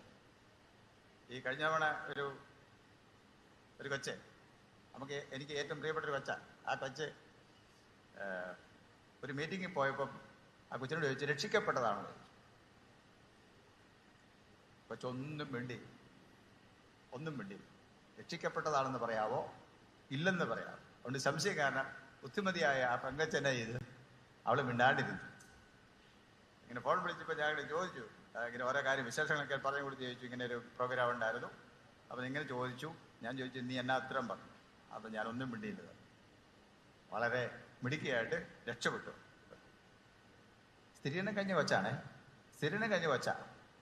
ഇവിടെ സ്ഥിരീകരണത്തിനൊരു ചോദ്യമുണ്ട്, നിങ്ങൾ കർത്താവിനെ രക്ഷകനായി സ്വീകരിക്കുന്നുവോ? ഞാൻ സ്വീകരിക്കുന്നു എല്ലാവരും ചോദിച്ചു. കുറച്ച് കഴിയുമ്പോൾ ചോദിക്കുന്നുണ്ട്, നിങ്ങൾ അതിന് ഉത്തരം പറയാനും. അങ്ങനെ പറഞ്ഞു പോയ കൊച്ച കുറച്ചുനാൾ കഴിഞ്ഞ് ചോദിച്ചു, നീ യേശുവിനെ രക്ഷകനായി സ്വീകരിച്ചോ എന്ന് ചോദിച്ചപ്പോൾ ആ കൊച്ചിന് സംശയം. അപ്പൊ പിന്നെ ഇവിടെ ഈ കൊച്ചു എന്നാ പറഞ്ഞെന്നാ എൻ്റെ ചോദ്യം. ഈ കൊച്ചു ഇവിടെ എന്നാ പറഞ്ഞു? എന്ത് മനസ്സിലാക്കിയിട്ടാ പറയാം അല്ലേ? ഞാൻ പറഞ്ഞു, നമ്മൾ കണ്ണും കാതും തുറന്ന് എന്ത് ചെയ്യണം? ആലയത്തിൽ വന്നിരിക്കണം. ഒരിക്കൽ പലതവണ പറഞ്ഞിട്ടുള്ളൊരു ഉദാഹരണമാണ്. ഒരിക്കൽ ഞാനൊരു പള്ളിയിൽ ചോദിച്ചു, നമുക്ക് CC-കാർക്ക് പാപം ഏറ്റുപറച്ചിൽ ഉണ്ടോ? പാപം ഏറ്റുപറച്ചിൽ ഉണ്ടോ? കുറച്ചു പേര് ശക്തമായിട്ട് പറഞ്ഞു, പാപം ഏറ്റുപറച്ചിൽ നമുക്കില്ല എന്ന് പറഞ്ഞാൽ കുമ്പസാരം. അതാണ് എൻ്റെ ഒരു നമുക്ക് എല്ലാവർക്കും മനസ്സിലാകുന്നൊരു ഭാഷ. കുമ്പസാരം ഉണ്ടോ എന്ന് ചോദിച്ചാൽ എല്ലാവരും പറഞ്ഞു എന്ത് ചെയ്യും? ഭൂരിപക്ഷം ആൾക്കാർ പറഞ്ഞു ഇല്ല. ഓക്കെ, പിന്നെ പിന്നെ പാപം ഏറ്റുപറച്ചിലുണ്ടോ? അതിന് കുറച്ചു പേര് പറഞ്ഞു ഉണ്ടെന്ന് പറഞ്ഞു. അടുത്ത ചോദ്യം ഇതായിരുന്നു, ഇന്ന് നമ്മൾ പാപം ഏറ്റു പറഞ്ഞോ? അങ്ങനെ ഒരു അവസരം നമുക്കുണ്ടായിരുന്നോ? പറഞ്ഞോ? അപ്പൊ എല്ലാവർക്കും ഭയങ്കര സംശയമായി. കുറച്ചു പേര് പറഞ്ഞു പാപം ഏറ്റു പറഞ്ഞിട്ടുണ്ടെന്നു. അങ്ങനെ ചോദിച്ചാൽ ഇന്ന് ആരെല്ലാം ഇന്ന് പാപം ഏറ്റു പറഞ്ഞിട്ടുണ്ട്? ബാക്കി മുമ്പേ ചോദിച്ച കാര്യങ്ങളെല്ലാം ചോദിച്ചു. അപ്പൊ ഒരാൾ മാത്രം കൈവക്കി. അതുകൊണ്ട് 200 ചില്ലുവാനും ആൾക്കാർ പങ്കെടുത്ത ഒരു ആരാധനയിൽ ഒറ്റയാളാണ് കൈവക്കിയത്. ഞാൻ എന്ത് ചെയ്തു? ഞാൻ പാപം ഏറ്റു പറഞ്ഞു. യഥാർത്ഥത്തിൽ പാപമേറ്റ് പറഞ്ഞിട്ട് എന്ത് ചെയ്യാൻ പറ്റത്തുള്ളൂ? എന്ത് ചെയ്യാൻ പറ്റത്തുള്ളൂ? വിശുദ്ധ സംസർഗത്തിന് മുട്ടുകുത്താൻ പറ്റത്തുള്ളൂ. പാപമേറ്റ് പറയാതെ എന്ത് ചെയ്തില്ല? വിശുദ്ധ സംസർഗത്തിന് വരാൻ അയാൾ ആണാണേലും പെണ്ണാണേലും യോഗ്യതയല്ല. അവിടെ നമ്മൾ സാധാരണ ഉപയോഗിക്കാത്തൊരു പദമുണ്ട്. നമ്മൾ ഉപയോഗിക്കുന്ന വേറെ 2 പദങ്ങളാണ് ഈ കമ്മ്യൂണിയൻ എടുത്ത് വാഴ്ത്തി കഴിഞ്ഞ് പറയുന്ന ഒരു കാര്യം. അതിൻ്റെ ഒന്നെന്ന് പറഞ്ഞതാണ് വിശുദ്ധ വസ്തുക്കൾ. വിശുദ്ധ വസ്തുക്കൾ ആർക്കാ? വിശുദ്ധ വസ്തുക്കൾ വിശുദ്ധർക്ക്. യാക്കോബ മാർത്തോമ ആരാധനകളൊക്കെ അത് ക്ലിയർ ആയിട്ട് അത് തന്നെ പറയുന്നത്. നമ്മുടെ വസ്തുതയിലും അതുണ്ട്. വിശുദ്ധ വസ്തുക്കൾ വിശുദ്ധർക്ക്. അത് പറഞ്ഞിട്ടാണ് വിശുദ്ധരെല്ലാവരും ചെയ്ത് ഇങ്ങോട്ട് വരുന്നത് അല്ലേ? ആരാ വിശുദ്ധൻ? ആരാ വിശുദ്ധൻ? പാപമേറ്റു പറഞ്ഞവൻ. പാപമേറ്റു പറഞ്ഞവളാണ് വിശുദ്ധൻ. ഇവിടെ അന്നത്തെ വാസം പറഞ്ഞ ഒരാൾക്ക് എന്ത് അവകാശമുള്ളൂ? ഇവിടെ വന്ന് മുട്ടുകുത്താൻ. അതാണ് പറഞ്ഞത്. നമ്മൾ എന്താ പറയുന്നത്, എന്തിനാ ആമൻ പറയുന്നത്, എന്തിനാ ആമൻ പറയാതിരിക്കുന്നതെന്ന് ചെയ്യുന്നത് വളരെ ശ്രദ്ധിച്ചിരിക്കണം കേട്ടോ. നിങ്ങൾ ആ കാര്യങ്ങളെല്ലാം എന്ത് ചെയ്യണം? ശ്രദ്ധിച്ചോണം. പാപമേറ്റു പറച്ചിൽ വളരെ പ്രധാനപ്പെട്ടതാണ്. വിശുദ്ധി കൂടാതെ എന്ത് ചെയ്യാൻ പറ്റത്തില്ല? വിശുദ്ധീകരണം പ്രാപിക്കാതെ വിശുദ്ധനായ ദൈവത്തിന്റെ അടുത്ത് ചെല്ലാൻ പറ്റത്തില്ല. നമ്മളൊരു പക്ഷെ ശ്രദ്ധിക്കായിരിക്കും. നമ്മളെ കുറച്ച് കഴിയുമ്പോൾ ആ കുരിശ് അവിടെ നിന്ന് എടുത്ത് മാറ്റി വെക്കും. കമ്മ്യൂണിന്റെ സമയം എന്ത് ചെയ്യുന്നുണ്ട്? ആ കുരിശ് അവിടെ നിന്ന് ഇങ്ങോട്ട് സൈഡിലേക്ക് മാറ്റും. പിന്നത്തെ പ്രഥമ സ്ഥാനം ഏതിനാണ്? വിശുദ്ധ വസ്തുക്കളാണ്. അപ്പവും വീഞ്ഞാണ് വരുന്നത് അല്ലേ? ഇവിടെ സാധാരണ നമ്മൾ അപ്പവും വീഞ്ഞിങ്ങനെ കൊണ്ടുവരുന്ന സമയത്ത് കൊയറിന്റെ കുരിശും കൊണ്ട് എന്ത് ചെയ്യുന്നു? അങ്ങോട്ട് പോകുന്നുണ്ട് അല്ലേ? കുരിശുമായിട്ടാണ് ഇങ്ങോട്ട് വരുന്നത്. വരുമ്പം അവിടെ വേറെ ഒന്നുമില്ല. ദൈവത്തിന്റെ വചനം എന്ത് ചെയ്യുന്നു? ബൈബിൾ അങ്ങോട്ട് മാറ്റി വെക്കുന്നു. കുരിശുണ്ടെങ്കിൽ അത് മാറ്റി വെക്കുന്നു. അവിടെ അത് വെക്കുവാണ്. അത് ഒന്നാം സ്ഥാനം. പിന്നെ കർത്താവിന്റെ ശരീരത്തിനും രക്തത്തിനുമാണ്. കർത്താവിന്റെ പേഴ്സണലായുള്ള സാന്നിധ്യം അവിടെ ഉണ്ട് എന്നാണ് അതിന്റെ നമ്മൾ വിശ്വസിക്കുന്നത്. അതുകൊണ്ടാണ് അത്രയും പ്രാധാന്യം അതിന് നൽകുന്നത്. അതുകൊണ്ടാണ് ഇത് കമ്മ്യൂണിയൻ എടുത്ത് ഇങ്ങനെ വാഴ്ത്തുമ്പോഴൊന്നും ഇത് ആൾക്കാർ ഇങ്ങനെ ക്രോസ് ചെയ്ത് അങ്ങോട്ടും ഇങ്ങോട്ടും പോകരുതെന്ന് പറയും. അതിനെ അലക്ഷ്യമാക്കുന്നതിന് തുല്യമാണ്. അതാണ് അതിന്റെ പ്രത്യേകത. അച്ഛന്മാർ ചിലപ്പോൾ അതൊന്നും മനസ്സിലാക്കാതെ എന്ത് ചെയ്യും? ഉപദേശിമാരും സെക്രട്ടറിമാരും കമ്മിറ്റിക്കാരും ഇത് ഇങ്ങനെ എഴുതി വന്നാലേക്കും കസര മാറ്റിയിടാൻ പോകുന്നു. അങ്ങോട്ട് ഓടുന്നു, ഇങ്ങോട്ട് ഓടുന്നു. പെരുന്നാളിലാണ് ഇത് കൂടുതലായിട്ട് സംഭവിക്കുന്നത്. ഒരു ചിന്തയില്ല ഇത് എന്നാ ഇവിടെ നടക്കുന്നത്, ഒരു ചിന്തയില്ല, അറിവുമില്ല. അങ്ങനെ സംഭവിക്കുന്നതാണ്.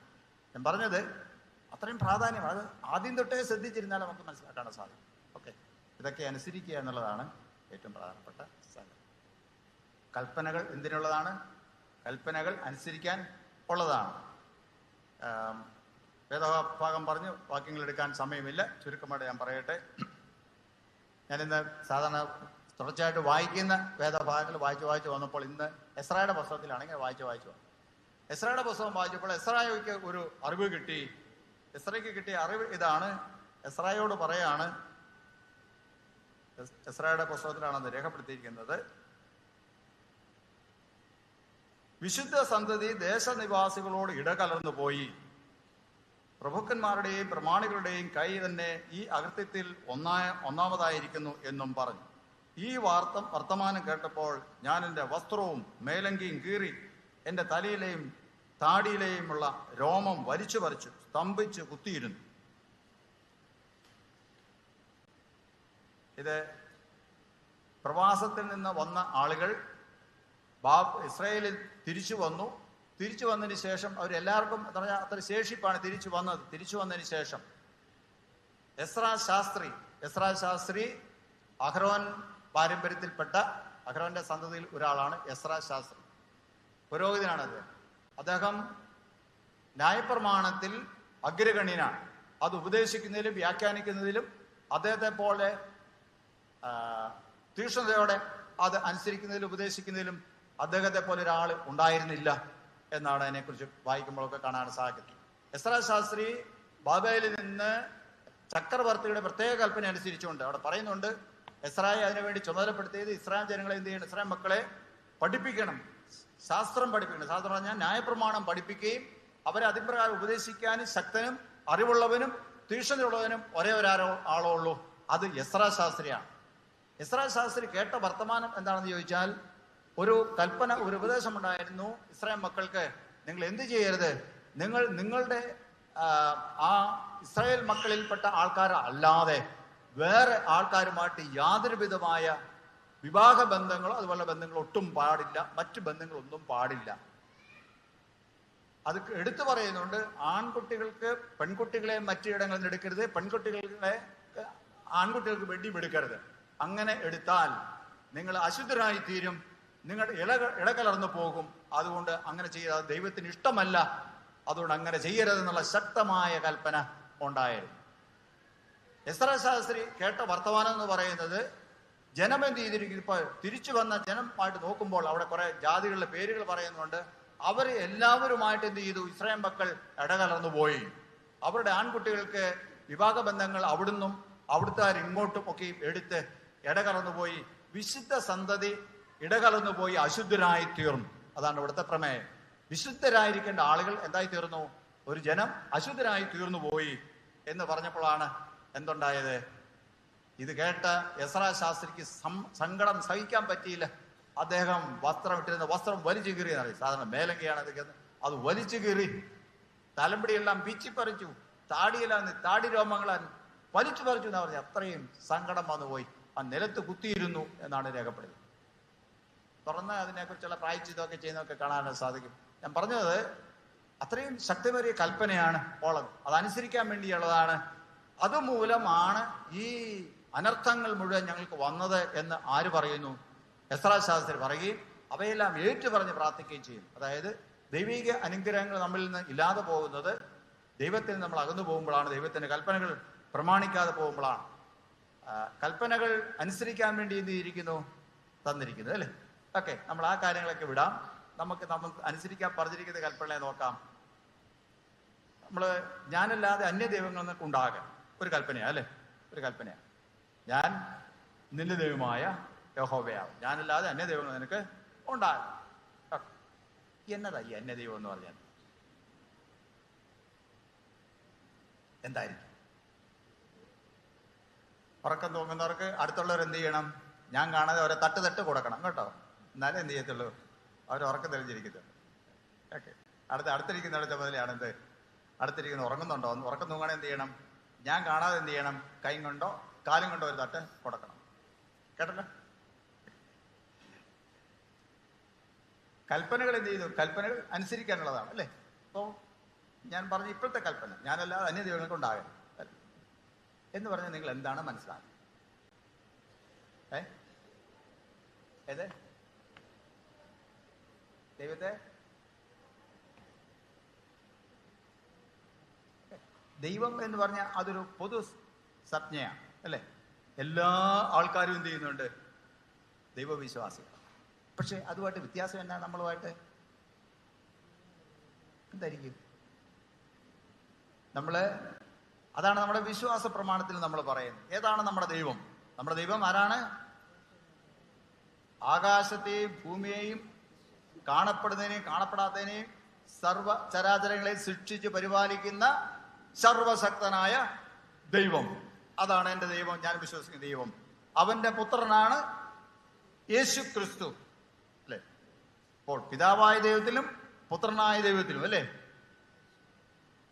പിന്നെ ഒരു ദൈവം കൂടെ പറയുന്നുണ്ടല്ലേ, പരിശുദ്ധാത്മാവായ ദൈവം. നമ്മളെ ഈ ദൈവത്തിന്റെ സന്നിധിയിലേക്ക് നമ്മളെ നയിക്കുന്ന ദൈവത്തിന്റെ അത്ഭുതകരമാകുന്ന പ്രവർത്തനം, അതാണ് എന്ത്? പരിശുദ്ധാത്മാവിന്റെ പ്രവർത്തനം എന്ന് പറയുന്നത്. അപ്പോൾ ഇത് നമ്മുടെ വിശ്വാസമാണ്. നമ്മുടെ ദൈവം ആരാണ്? ഈ സർവ്വപ്രപഞ്ചത്തെ സൃഷ്ടിച്ച ദൈവം ഞാൻ വിശ്വസിച്ചു. അവന്റെ പുത്രനാണ് ആര്? ആ പുത്രൻ വന്ന് എന്നെ രക്ഷിച്ചു എന്ന് എന്ത് ചെയ്തു? ഞാൻ വിശ്വസിച്ചു. ആ പുത്രൻ എന്ത് ചെയ്യും? വീണ്ടും വരുമെന്ന് വിശ്വസിക്കും. അതാണ് വിശ്വാസപ്രമാണം പഠിക്കണമെന്ന് പറയുന്നതിന്റെ ആവശ്യകത. വിശ്വാസപ്രമാണം എങ്ങനെ രൂപപ്പെട്ടത്? എങ്ങനെയാ ഉണ്ടായത്? അതൊക്കെ നിങ്ങൾ പഠിച്ചു കാണും. എങ്ങനെയാ?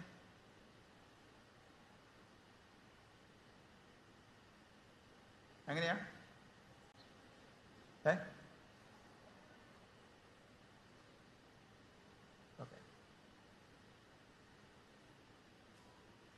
ദുരുപദേശങ്ങൾ സഭയിൽ വന്നപ്പോഴാണ് സത്യോപദേശം നിലനിർത്താൻ വേണ്ടി സഭാപിതാക്കന്മാർ എന്ത് ചെയ്ത്? വിശ്വാസ പ്രമാണങ്ങൾ ക്രോഡീകരിച്ചു. തൃത്വവിശ്വാസം, അപ്പോസ്തലിക വിശ്വാസമാണ്. നമുക്ക് അപ്പോസ്തലന്മാരുടെ കാലഘട്ടങ്ങളിൽ അവരുപയോഗിച്ചിരുന്ന വിശ്വാസ പ്രമാണ വാക്കുകൾ ഉപയോഗിച്ചാണ് അപ്പോസ്തലിക വിശ്വാസ പ്രമാണം ഉണ്ടായിരിക്കുന്നത്. നിക്കാ വിശ്വാസ പ്രമാണം എന്ന് പറയുന്ന ആ കാലഘട്ടങ്ങളിൽ ദുരുപദേശങ്ങൾ സഭയിൽ വർദ്ധിച്ചു വന്നിരുന്നു. ചിലർ പറഞ്ഞു ദൈവം മാത്രമേ ഉള്ളൂ ദൈവം, പിതാവ് മാത്രമേ ഉള്ളൂ ദൈവം, പുത്രൻ മാത്രമേ ഉള്ളൂ ദൈവം, പരിശുദ്ധാത്മാവ് മാത്രമേ ഉള്ളൂ ദൈവം, മറ്റൊന്നും ദൈവമല്ല, യേശുവിന് ദൈവത്വമില്ല, പരിശുദ്ധാത്മാവ് ദൈവമല്ല തുടങ്ങിയുള്ള ധാരാളം ദുരുപദേശങ്ങൾ എന്ത് ചെയ്തിരുന്നു? വ്യാപിച്ചപ്പോൾ അതിന് എതിരെ അതല്ല, പിതാവും ദൈവമാണ്, പുത്രനും ദൈവമാണ്, പരിശുദ്ധാത്മാവും ദൈവമാണെന്നും എങ്കിലും 3 ദൈവങ്ങളല്ലെന്നും ഒരു ദൈവമാണെന്നുള്ള ത്രിയേക ദൈവവിശ്വാസം അത് ഊട്ടിയുറപ്പിക്കാൻ വേണ്ടി നിക്കാ സുനകദോസിൽ രൂപീകരിച്ചാണ് ഏത്? നിക്കാ വിശ്വാസം. എത്ര വർഷമായി ഇപ്പൊ? ഒരു ഊഹം പറഞ്ഞേ. വല്ലപ്പോഴും എന്ത് ചെയ്യണം? പത്രങ്ങളൊക്കെ എടുത്തൊന്ന് വായിക്കണം. ഇപ്പൊ അതിന്റെ വാർഷികം നടന്നുകൊണ്ടിരിക്കുക. നിക്കാ വിശ്വാസ പ്രമാണത്തിന്റെ വാർഷികം നടന്നുകൊണ്ടിരിക്കുക. രൂപീകരണത്തിന്റെ എത്രാമത് വർഷമാ?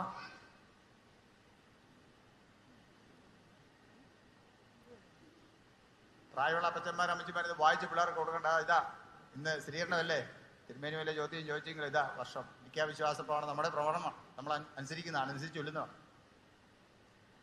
1700 വർഷം.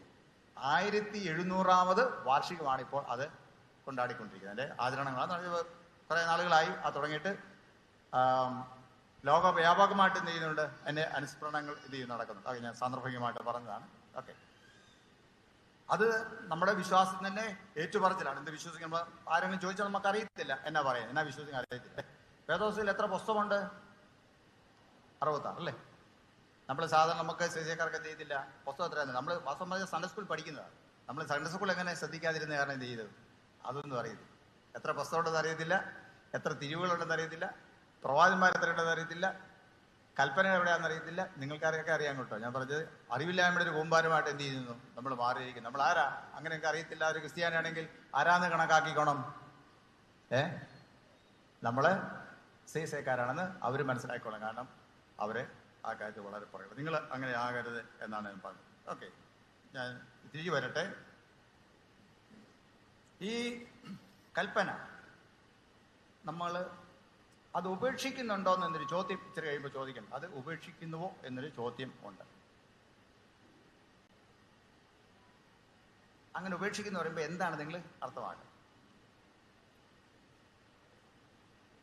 ഈ യേശു അല്ലാത്ത, ഈ ദൈവമല്ലാത്ത, ഈ പരിശുദ്ധാത്മാവല്ലാത്ത ഒന്നിനെയും എന്ത് ചെയ്യരുത്? ഏക സത്യ ദൈവത്തെ അല്ലാതെ എന്ത് ചെയ്യരുത്? നമ്മൾ ആരാധിക്കാനും പാടില്ല. അതിന് മുമ്പിൽ എന്ത് ചെയ്യരുത്? മുട്ടുമടക്കരുത് അല്ലേ? അതിനെന്ത് ചെയ്യരുത്? നേർച്ച കാഴ്ചകൾ എന്ത് ചെയ്യരുത്? അർപ്പിക്കരുത്. വേദോസം പറയുന്നു, യഹോവയ്ക്ക് ദൈവത്തിന് നേരുകയും നിവർത്തിക്കുകയും ചെയ്യുകയും അല്ലേ? നമ്മുടെ കാര്യസാധ്യത്തിന് എന്ത് ചെയ്യരുത്? മറ്റാൾക്കാരുടെ, നമ്മൾ നേരിട്ട് പോയില്ലെങ്കിലും മറ്റാൾക്കാരുടെ കയ്യിൽ എന്ത് ചെയ്യരുത്? ഓരോരോ സ്ഥലങ്ങളിൽ അർപ്പിക്കാൻ വേണ്ടി എന്ത് ചെയ്യരുത്? കാഴ്ചകളൊന്നും കൊടുത്തുവിടരുത്. അപ്പനെയും അമ്മയും ബഹുമാനിക്കാന്ന് പറഞ്ഞാൽ എന്താ മനസ്സിലാക്കുന്നത്? അപ്പനെയും അമ്മയും ബഹുമാനിക്കുക. ഓക്കെ, ഇന്ന് അങ്ങനെ ബഹുമാനിക്കുന്ന ആൾക്കാരുണ്ടോ? എണ്ണം കൂടുന്നോ കുറയുന്നോ? കൂടുന്നോ കുറയുന്നു? നിങ്ങൾ എന്നാ പറയുന്നു?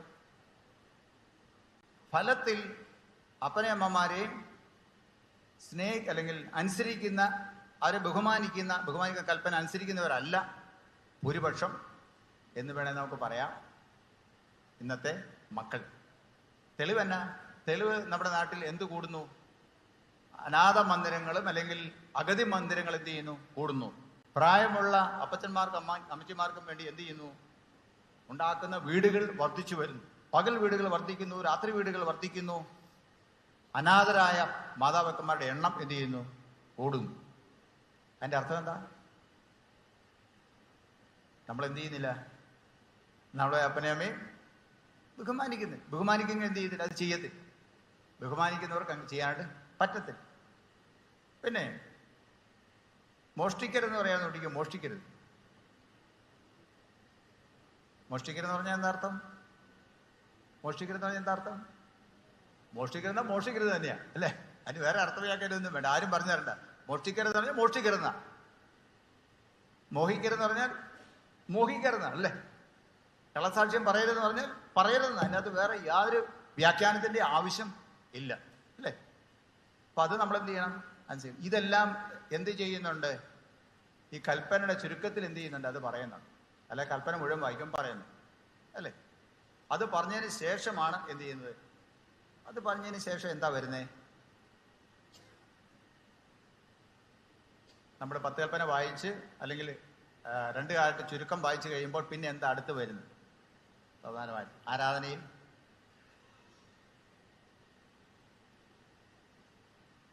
ഞാൻ തന്നെ പറയാം, നിങ്ങളിത് ഓർത്തത് വരുമ്പോൾ ഒത്തിരി സമയം പോകും. പാപം ഏറ്റുപറച്ചിൽ ആണ് വരുന്നത്. കൽപ്പന വായിച്ചാൽ ഉടനെ പിന്നീട് വരുന്ന എന്താ? പാപം ഏറ്റുപറയും. പാപം ഏറ്റുപറയുമ്പോൾ നമ്മൾ ഈ കൽപ്പന വല്ല ഓർക്കാറുണ്ടോ? ഇല്ല. കൽപ്പന ഇവിടെ പ്രദർശിപ്പിച്ചിരിക്കുകയാണ്. ഇതാണ് 10 കൽപ്പന, വായിക്കപ്പെട്ടിരിക്കുന്നു. ലംഘനം വല്ലതും നിങ്ങൾ ചെയ്തിട്ടാൻ എന്ത് ചെയ്യുക? ഇപ്പൊ തന്നെ ഏറ്റു പറഞ്ഞുകൊള്ളുക. അതാണ് അവിടുത്തെ പറയാതെ പറയുന്ന സംഗതി. 10 കൽപ്പന വായിക്കപ്പെട്ടിരിക്കുന്നു. ഇതിന് വിവരമായിട്ട് ആരെങ്കിലും പ്രവർത്തിച്ചിട്ടുണ്ടെങ്കിൽ അതെന്ത് ചെയ്യണം? ഈ നിമിഷം എന്ത് ചെയ്തോളുക? ഏറ്റു പറഞ്ഞുകൊള്ളുക. ഒരു നിമിഷം എന്ത് ചെയ്യുന്നുണ്ട്? ഒരു മൗനം അവിടെ കൊടുക്കുന്നുണ്ട്. അത് നമ്മൾ ചെയ്ത പാപം ഏറ്റു പറയാനാണ്. ആയിരക്കണക്കിന് പാപം ഓർക്കാൻ ഏറ്റു പറയാനുള്ള സമയമില്ല. ഈ കൽപ്പനയ്ക്ക് ബേസ് ചെയ്താണ് എന്ത് ചെയ്യേണ്ടത്? നമ്മൾ അത് പറയേണ്ടത്. അപ്പൊ പറയാണ്, രാവിലെ അപ്പനോടും അമ്മയോടും വഴക്കുണ്ടാക്കിയിട്ട് നമ്മൾ പോകുന്നതാണെങ്കിൽ വായിക്കുന്ന കൽപ്പന ഏതാണ്? എൻ്റെ അപ്പനെയമ്മയും ബഹുമാനിക്കും. പള്ളിയിൽ കമ്മണി കൂടാൻ പോകാനാണ് എനിക്ക് പോയേ പറ്റുള്ളൂ എന്ന് പറഞ്ഞ് എന്ത് ചെയ്യുന്നു? പെരുന്നാളിൽ പോകണമെന്ന് പറഞ്ഞ് ഓടിപ്പറഞ്ഞ് എന്ത് ചെയ്യുന്നു? അപ്പന് കഞ്ഞിയും കാപ്പിയും കൊടുക്കാതെ എന്ത് ചെയ്യുന്നു? നമ്മൾ വിട്ടടിച്ചു പോകുന്നു അല്ലേ?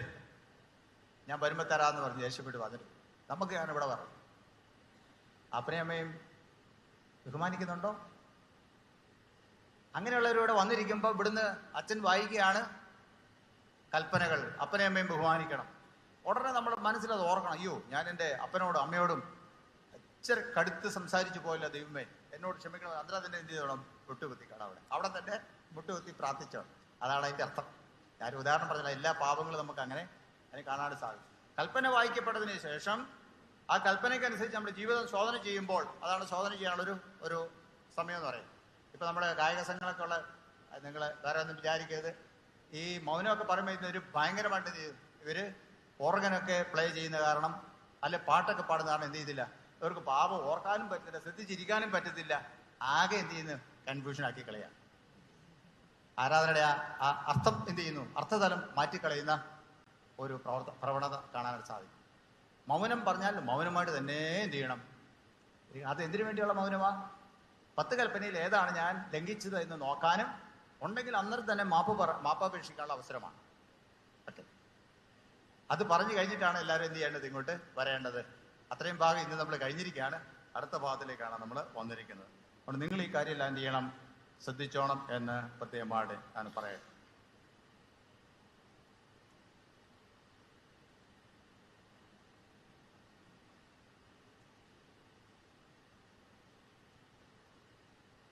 പിന്നെ ഒരു ചോദ്യമുണ്ട് ഇതിൻ്റെ അകത്ത്. നിങ്ങൾ ദേവാലയത്തിൽ വരുന്നതിൽ അല്ലെങ്കിൽ കർത്തൃ ദിവസത്തിൽ നിങ്ങൾ ദേവാലയത്തിൽ വരുന്നതിൽ ബദ്ധശ്രദ്ധരായിരിക്കുമോ എന്നാണ് ചോദ്യം. ഇന്ന് ഇത് കഴിഞ്ഞതിന് പോയ ശേഷം നിങ്ങൾ ദേവാലയത്തിൽ വരികയും വിശുദ്ധ സംസർഗത്തിൽ പങ്കുചേരുകയും ചെയ്യുമോ എന്നാണ് ചോദ്യം. നിങ്ങൾ അത് വാഗ്ദത്തം ചെയ്താണ് ദൈവസന്നിധിയിൽ പോകുന്നത്. അതുപോലെ തന്നെ വേദോസം വായിക്കുമോ എന്നാണ് ചോദ്യം. പ്രിയമുള്ളവരെ, മാതാപിതാക്കന്മാർ അറിഞ്ഞിരിക്കണം, ഇവിടെ വന്നിരിക്കുന്നതിലെ ഒരു 15-ലധികം പിള്ളേരെന്ത് ചെയ്തില്ല, ഇന്ന് വേദോസം വായിക്കാതെയാണോ വന്നില്ലെങ്കിൽ അവർ പ്രാർത്ഥിക്കാതെയാണ് എന്ത് ചെയ്ത് വന്നത്. അതിന് ഉത്തരവാദികൾ നിങ്ങളാണ്. ബാക്കി കൂടുതൽ കാര്യങ്ങൾ ചോദിക്കുന്നു, അതിന് ഉത്തരവാദികൾ നിങ്ങളാണ്. ഒന്നും അറിയത്തില്ലാതെയും വരിക. നമ്മൾ അതിന്റെ പ്രാരംഭ പടികളെല്ലാം നമ്മൾ വീട്ടിൽ നിന്ന് തന്നെ പഠിക്കും. കർത്താവിന്റെ പ്രാർത്ഥന പഠിപ്പിക്കേണ്ടത് വീട്ടിൽ നമ്മൾ, വിശ്വാസപ്രമാണം പഠിക്കേണ്ടത് വീട്ടില്ല, 10 കൽപ്പന പഠിക്കേണ്ടത് എന്ത് ചെയ്യുന്ന അത് ആരാധനയെ സംബന്ധിച്ചുകൊണ്ടാണ് അത് പഠിക്കേണ്ടത്. ആരാധന പുസ്തകത്തിൽ തന്നെ എടുത്ത് പറയുന്നുണ്ട്. എല്ലാ കാര്യങ്ങളും വീടും സഭയുമായിട്ട് ബന്ധപ്പെട്ടാണ് ഇരിക്കുന്നത്. അതിൽ നിങ്ങൾ ബദ്ധസ്ഥരായിരിക്കണം എന്ന് പ്രത്യേകമായിട്ട് ഓർപ്പിക്കും. നമ്മുടെ ജീവിതം ക്രിസ്തുവിന്റെ സാക്ഷ്യമാണ് എന്ന് നമ്മൾ മറന്നുപോകും. നമ്മുടെ ജീവിതം എന്താണ്? ക്രിസ്തുവിന്റെ സാക്ഷ്യമാണ്. നമ്മുടെ ജീവിതത്തിലൂടെ നമ്മൾ ആരെ പ്രദർശിപ്പിക്കണം?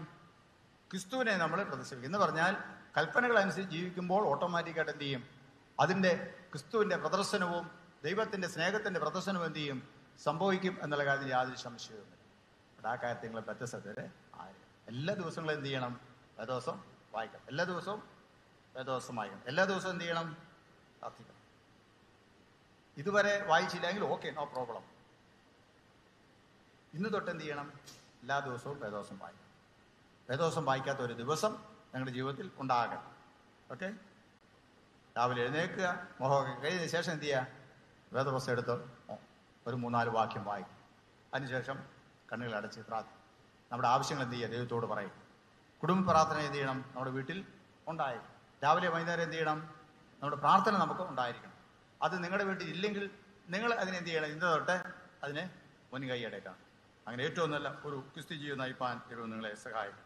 സക്രമം എത്രയാ? 2. ഏതെല്ലാം? സ്നാനവും വിശുദ്ധ സംസർഗവും. ഓക്കെ, നമ്മൾ ഏത് പള്ളിക്കാരാ? നമ്മുടെ പള്ളിയുടെ പേരണ ഈ സെന്റ് ആൻഡ്രൂസ് അല്ല. ഏത് സഭയുടെ പേരണ? CSA. CSA എന്ന് പറഞ്ഞാൽ ചർച്ച് ഓഫ് സൗത്ത് ഇന്ത്യ അല്ലെ, ദക്ഷിണേന്ത്യ സഭ. എന്ന് രൂപീകൃതമായി? 1947. ഓക്കെ, ഈ സഭ രൂപീകൃതമായിട്ട് എത്ര വർഷമായി? പറഞ്ഞു പറഞ്ഞ ഒരു ഉദ്ദേശം കണക്ക് പറഞ്ഞാൽ മതി. 110-13? അച്ഛാ, ഈ പിള്ളേർ പറയുന്നത് 110. ശരിയാണ്? 113. ഈ സഭ സ്ഥാപിതമായിട്ട് എത്ര വർഷമായി? 113 വർഷമായി കേട്ടോ. ഓർത്തിരുന്നോ? നമ്മുടെ സെന്റ് ആൻഡ്രൂസ് ദേവാലയം ഇവിടെ ആരാധന തുടങ്ങിയിട്ട് 113 വർഷം. ഓക്കെ, നമ്മുടെ സഭ രൂപീകൃതമായിട്ട് CSA രൂപീകൃതമായിട്ട് എത്ര വർഷമായി? അത് 47. ഇത് അതിനു മുമ്പ് എന്ത് ചെയ്തു? രൂപീകരിക്കും. അങ്ങനെയാണ് അന്നത്തെ സഭ ഏതാ? നമ്മുടെ സഭ CMS എന്ന് പറഞ്ഞാൽ ചർച്ച് ഓഫ് സൗത്ത് ഇന്ത്യ. അതാണോ? Church mission society. ഓക്കെ, പിന്നെ എന്തിനാ ഇത് ഒന്നായത്? അല്ലെങ്കിൽ എങ്ങനെ വേറൊരു സഭയായിട്ട് മാറാൻ കാരണം എങ്ങനെ മാറിയെങ്കിൽ ഏതെല്ലാം സഭകൾ ഒന്നിച്ചായി? പറഞ്ഞേ. CSA എന്ന് പറഞ്ഞാൽ എന്നതാണ്? CSA എന്ന് പറഞ്ഞ ഒരു ഐക്യസഭയാണ്. എന്നാ സഭയാ? ഐക്യസഭയാണ്. ഒന്നു ചേർന്ന ഒന്നായി തീർന്ന സഭയാണ്. അങ്ങനെയാണെങ്കിൽ CMS അല്ലാതെ ഏത് സഭകളാണ് ഇതിനകത്ത് ചേർന്നത്? അതതിന്റെ സഭാ പാരമ്പര്യങ്ങളാണ്. ഓക്കെ, പറഞ്ഞു. Anglican, congregation, Presbyterian, Methodist. Okay, അത് നിങ്ങൾ പഠിച്ചിട്ടുണ്ട്. കൊള്ളാം. Anglican, Presbyterian, congregation, Methodist. ഈ 4 സഭാ പാരമ്പര്യങ്ങൾ, അങ്ങനെ പറയണം, ഈ 4 സഭാ പാരമ്പര്യങ്ങൾ ചേർന്നാണ് എന്ത് ചെയ്തത്? CSA എന്ന സഭ രൂപീകൃതമായത്. ഓക്കെ, കേരളത്തിൽ അങ്ങനെ പറഞ്ഞ് ഏതെല്ലാം ആ പാരമ്പര്യങ്ങളുള്ള സഭ? CMS നമ്മുടെ എല്ലാവരും ആരാണ്? CMS ആയിരുന്നു അല്ലെ? ചർച്ച് മിഷൻ സൊസൈറ്റിയുടെ ആയിരുന്നു, CMS ആയിരുന്നു. ഓക്കെ, അത് ആംഗ്ലിക്കൻ പാരമ്പര്യമാണ്. പിന്നെ തെക്കോട്ട് പോയാലോ LMS ആണ്. അതേത് പാരമ്പര്യമാണ്? കോൺഗ്രിഗേഷൻ പാരമ്പര്യമാണ്. LMS കോൺഗ്രിഗേഷൻ പാരമ്പര്യമാണ്. ഓക്കെ, ബാസൽ മിഷൻ BMS വടക്കോട്ട് പോയാലുള്ളോ? അത് പ്രസ്ബിറ്റീരിയൻ ബാക്ക്ഗ്രൗണ്ടാണ്. മദ്രശി തന്നെ ആയിട്ട് ഉണ്ട്. വ്യത്യസ്തമായ സഭാ പാരമ്പര്യങ്ങൾ ഇങ്ങനെ നമ്മൾ മനസ്സിലാക്കുക. ബിഷപ്പന്മാരുള്ളതും ഇല്ലാത്തതുമായ സഭകളും, അച്ഛന്മാരുള്ളതും ഇല്ലാത്തതുമായ സഭകളും, അച്ഛന്മാരും ബിഷപ്പന്മാരില്ലാത്ത സഭകളും ചേർന്നാണ് എന്ത് ചെയ്തത്? CSI സഭ രൂപീകരണം. അപ്പൊ പൊതുവായിട്ട് ചരിത്രപരമായ എപ്പിസ്കോപ്പസി എന്ത് ചെയ്തു? നമ്മൾ സ്വീകരിച്ചു. അങ്ങനെയാണ് CSI ഈ പറയുന്ന എല്ലാ പാരമ്പര്യങ്ങളിലും എന്തുണ്ട്? ഇപ്പോൾ ബിഷപ്പുണ്ട്, അച്ഛന്മാരുണ്ട്, ശുശ്രൂഷകരുണ്ട്. അപ്പോൾ ആ രീതിയിലാണ് നമ്മുടെ സഭ രൂപീകരിക്കപ്പെട്ടത്. മറ്റ് സഭകളുടെ വ്യത്യാസം എന്ന് പറയുന്നത് നമ്മൾ ഒന്നായി തീർന്ന സഭയാണ്. മറ്റ് സഭകളെല്ലാം എന്താണ്? ഒറ്റ സഭകളാണ് അല്ലേ? വേറെ ഏത് സഭയെക്കുറിച്ച് നിങ്ങൾക്ക് അറിയാം? നിങ്ങളുടെ ചുറ്റുപാടുള്ള സഭകളുടെ പേരെന്ന് പറഞ്ഞേ. കാത്തലിക്, യാക്കോബ്, ഓർത്തഡോക്സ് അല്ലേ? പെന്തിക്കോസ്റ്റൽ സഭകൾ, മർത്തോമാ സഭ, ഇഷ്ടംപോലെ സഭകളുണ്ട് അല്ലേ? ഓക്കെ, അതെല്ലാം ഒറ്റ സഭകളാണ്. നമ്മുടെ സഭ എന്താണ്? നമ്മുടെ സഭ ഒന്നായി തീർന്ന സഭയാണ് എന്ന് പറഞ്ഞതിൻ്റെ അർത്ഥം ഈ സഭയിൽ ഈ പറഞ്ഞ എല്ലാ പാരമ്പര്യങ്ങളിൽ നിന്നുള്ള ആൾക്കാരാണ്. ഏത് ഇപ്പം നമ്മൾ പറഞ്ഞ ഒറ്റയായിട്ടുള്ള സഭകൾ എന്ന് പറയുന്നത് കാത്തലിക് ചർച്ചിൽ നിന്നും, അതുപോലെ തന്നെ മർത്തോമാ സഭയിൽ നിന്നും, യാക്കോബ സഭയിൽ നിന്നും, ഓർത്തഡോക്സ് സഭയിൽ നിന്നും, കൽദായ സഭയിൽ നിന്നും, അതുതന്നെ എല്ലാ സഭകളിൽ നിന്നും ഉള്ള വിശ്വാസികൾ എന്ത് ചെയ്യുന്നുണ്ട്? നമ്മുടെ ഈ സഭയിൽ അംഗങ്ങളാണ്. പിന്നെ ഭാഷ പറഞ്ഞാലോ, വിവിധ ഭാഷകൾ സംസാരിക്കുന്ന ആൾക്കാർ നമ്മുടെ സഭയിൽ ഉണ്ട്. ഇനിയിപ്പം ദേശം പറഞ്ഞാലോ, വിവിധ ദേശങ്ങളിലുള്ള ആൾക്കാർ നമ്മുടെ ഈ സഭയിൽ ഉണ്ട്. പാരമ്പര്യം പറഞ്ഞാലോ, AD 52 ആൾക്കാരും ഇന്നലെ ക്രിസ്ത്യാനികളായ ആൾക്കാരും ആരാണ്? നമ്മുടെ സഭയിലെ അംഗങ്ങളാണ്. അപ്പോൾ എല്ലാ വിഭാഗത്തിൽ നിന്നുള്ള ആൾക്കാർ എന്ത് ചെയ്യുന്നുണ്ട് നമ്മുടെ സഭയിൽ. അതുകൊണ്ടാണ് ഞാൻ എപ്പോഴും പറയുന്നത് നമ്മുടെ സഭ എന്ന് പറയുന്നത് വളരെ പ്രധാനപ്പെട്ട, എന്നാൽ ഒന്നാം തരം സഭയാണ്. ഒരു ദൈവ പൈതലിനെ, ഒരു സുവിശേഷ സ്നേഹിക്ക് ചേർന്ന് നിൽക്കാൻ പറ്റിയ ഏറ്റവും ബെസ്റ്റ് സഭ എന്ന് പറഞ്ഞ ഏത് സഭയാണ്? നമ്മുടെ സഭയാണ്. ഓക്കെ, സ്നാനത്തെക്കുറിച്ച് നിങ്ങൾക്ക് എന്തറിയാം? സ്നാനപ്പെട്ടതാണോ നിങ്ങൾ? ആണോ? നമ്മുടെ സഭ പഠിപ്പിക്കുന്ന സ്നാനം എന്നാ സ്നാനം? അങ്ങോട്ട് പറഞ്ഞ് തീരുകയാണ്. എന്നാ സ്നാനമാ? ശിശു സ്നാനം. ഓക്കെ, ശിശു സ്നാനം എന്ന് പറഞ്ഞാൽ എന്നാ സ്നാനമാണ്?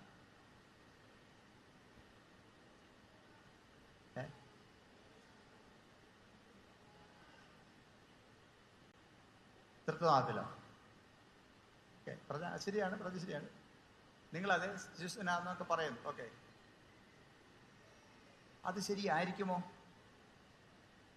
കഴിഞ്ഞ പ്രാവശ്യം 18 വയസ്സുള്ള ആരും എന്ത് ചെയ്യും? സ്നാനപ്പെട്ടു നമ്മുടെ CSI. അപ്പൊ അതെന്നാ സ്നാനമാണ്? ഓക്കെ, നിങ്ങൾ മനസ്സിലാക്കിയ ഇതാണ് സ്നാനത്തെക്കുറിച്ച് നമ്മുടെ ഉപദേശം. CSI സഭയുടെ ഉപദേശം പറഞ്ഞാൽ സ്നാനം ഒന്നേ ഉള്ളൂ. ഏതാ? ഒറ്റ സ്നാനം. CSI സഭ ഉപദേശം എന്താണ്? ഒറ്റ സ്നാനം. അതെന്നാ സ്നാനമാ? ഒറ്റ സ്നാനം എന്ന് പറഞ്ഞാൽ പിതാവിന്റെയും പുത്രന്റെയും പരിശുദ്ധാത്മാവിന്റെയും നാമത്തിലുള്ള സ്നാനം. ഏതാ? പിതാവിന്റെയും പുത്രന്റെയും നാമത്തിലുള്ള സ്നാനം. പിതാവിന്റെയും പുത്രന്റെയും പരിശുദ്ധാത്മാവിന്റെയും നാമത്തിൽ ഒരു വ്യക്തി അദ്ദേഹത്തിന്റെ പ്രായത്തിൽ എപ്പോഴെങ്കിലും സ്നാനപ്പെട്ടിട്ടുണ്ടെങ്കിൽ അയാളെ വീണ്ടും നമ്മൾ എന്ത് ചെയ്യത്തില്ല? സ്നാനപ്പെടുത്തത്തില്ല. അപ്പൊ നമ്മുടെ സഭയുടെ ഉപദേശം എന്ന് പറഞ്ഞാൽ പിതാവിന്റെയും പുത്രന്റെയും പരിശുദ്ധാത്മാവിന്റെയും നാമത്തിലുള്ള ഏക സ്നാനം. അതോർത്തണം. ശിശു ആയിക്കോട്ടെ, ചെറുപ്പക്കാരായിക്കോട്ടെ, പ്രായമുള്ളവരായിക്കോട്ടെ, ആരാണെങ്കിലും ഒറ്റ സ്നാനമുള്ളൂ. അതുകൊണ്ട് വേറെ ഒരു സ്നാനം കൂടെ അയാളെടുത്താൽ അത് നമ്മുടെ സഭയുടെ ഉപദേശത്തിന് വിരുദ്ധമാകിയാൽ നമ്മൾ എന്ത് ചെയ്യും? ശിക്ഷണ നടപടികൾ എന്ത് ചെയ്യും? സ്വീകരിക്കും. അവരെ സഭയിൽ നിന്ന് എന്ത് ചെയ്യും? മാറ്റുന്നു. അതാണ് നമ്മുടെ ഉപദേശം. ഓർത്തിരുന്നോണം. ശിശു സ്നാനം എന്ന് പറയുന്നത് അത് അത്ര പൂർണ്ണമായിട്ടും കറക്റ്റ് അല്ല. നമുക്ക് ദൈവം മക്കളെ തരുമ്പോൾ ഏറ്റവും ചെറുപ്പത്തിലെ അവരെ എന്ത് ചെയ്യുന്നു? നമ്മളവരെ സ്നാനം കഴിപ്പിക്കുന്നു. അതാണ് നമ്മൾ ശിശു സ്നാനം എന്ന മനസ്സിൽ എപ്പോഴും വരുന്നത്. നമുക്ക് ദൈവം മക്കളെ തരുമ്പോൾ അവരെ പ്രായമാകാൻ നോക്കുന്നില്ല. എത്രയും നേരത്തെ അവരെ ദൈവ പൈതലായിട്ട് മാറ്റുകയാണ് ചെയ്യുന്നത്. അങ്ങനെയാണ് നിങ്ങൾ ബഹുഭൂരിപക്ഷം ആൾക്കാർ എന്ത് ചെയ്തിരിക്കുന്നത്? നിങ്ങൾ ദൈവ പൈതലായിട്ട് തീർന്നു അല്ലേ? അതിനുശേഷം ഒരു ദൈവ പൈതൽ എങ്ങനെ നടക്കണമെന്നുള്ള ഉപദേശമാണ് കൊടുക്കുന്നത്. ആദ്യം സ്നാനം കൊടുക്കുന്നു, എന്നിട്ട് എന്ത് പറയുന്നു? ആ കൊച്ചിനോട് പറയും, നീ ദൈവ പൈതലാണ്, നീ ഇങ്ങനെയൊക്കെ ജീവിക്കണം എന്ന് പറഞ്ഞു കൊടുക്കും. അങ്ങനെ പറഞ്ഞാണ് നിങ്ങളുടെ പേരൻസ് കൊണ്ടുപോകുന്നത്. അപ്പോൾ സ്നാനത്തെക്കുറിച്ച് അത് ഓർത്തിരിക്കണം. പ്രായമാണെങ്കിലും ഇല്ലെങ്കിലും ഒറ്റ സ്നാനം. നമ്മുടെ ഉപദേശം അനുസരിച്ച് നമ്മുടെ സഭയിലേക്ക് പുതുതായിട്ട് ഒരാൾ വരുമ്പോൾ അവർ ഇതുപോലെ പിതാവിൻ്റെയും പുത്രൻ്റെയും പരിശുദ്ധാത്മാവിൻ്റെയും നാമത്തിൽ സ്നാനപ്പെട്ടതാണെങ്കിൽ അവരെ വീണ്ടും നമ്മൾ എന്ത് ചെയ്യത്തില്ല? സ്നാനപ്പെടുത്തത്തില്ല. അതുകൊണ്ടാണ് ക്രിസ്തീയ പേരുള്ളവരും ഒക്കെ വരുമ്പോൾ അവർ സ്നാനപ്പെട്ടതാണോ എന്ന് എടുത്ത് ചോദിക്കണം.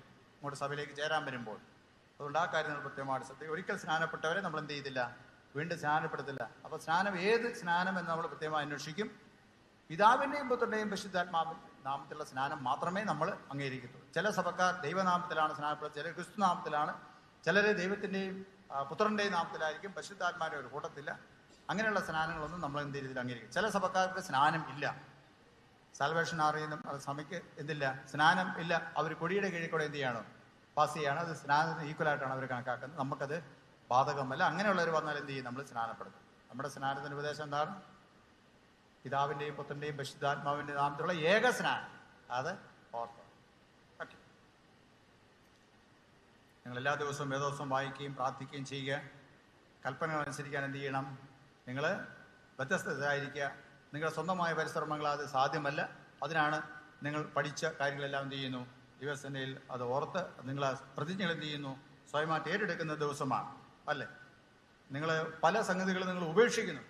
നിങ്ങൾക്ക് വേണ്ടി അത് നിങ്ങളുടെ ജ്ഞാനവാക്കന്മാരെന്ത് ചെയ്താണ്, ഉപേക്ഷിച്ചതാണ്. അത് ഇന്ന് നിങ്ങൾ എന്ത് ചെയ്യുന്നു, സ്വയമായിട്ട് ഏറ്റെടുക്കുക അല്ലേ. ദൈവത്തിന് ഇഷ്ടമില്ലാത്ത കാര്യങ്ങൾ എന്ത് ചെയ്യത്തില്ല, എൻ്റെ ജീവിതത്തിൽ ഉണ്ടാകത്തില്ല എന്ന് ആണ് അതിൻ്റെ ചുരുക്കം. അത് നമ്മൾ ഓർക്കുക, പഠിക്കുക. മറ്റ് ചേട്ടന്മാരെയോ ചേച്ചിമാരെയോ കാരണന്മാരെയോ ഒന്നും നോക്കേണ്ടതില്ല. നിങ്ങൾ ഇന്ന് പഠിച്ചിരിക്കുന്നത്, അതിനുള്ള ശ്രദ്ധിച്ച് പോവുക. വായിച്ച വാക്യം ഒന്നുകൂടെ പറയേ, കാണാതെ എന്ന് പറഞ്ഞേ. യോഹന്നാൻ 14:15, നിങ്ങൾ എന്നെ സ്നേഹിക്കുന്നുവെങ്കിൽ എൻ്റെ കൽപ്പനകളെ കാത്തുകൊള്ളു. പറഞ്ഞേ, ഒന്നുകൂടെ പറഞ്ഞേ.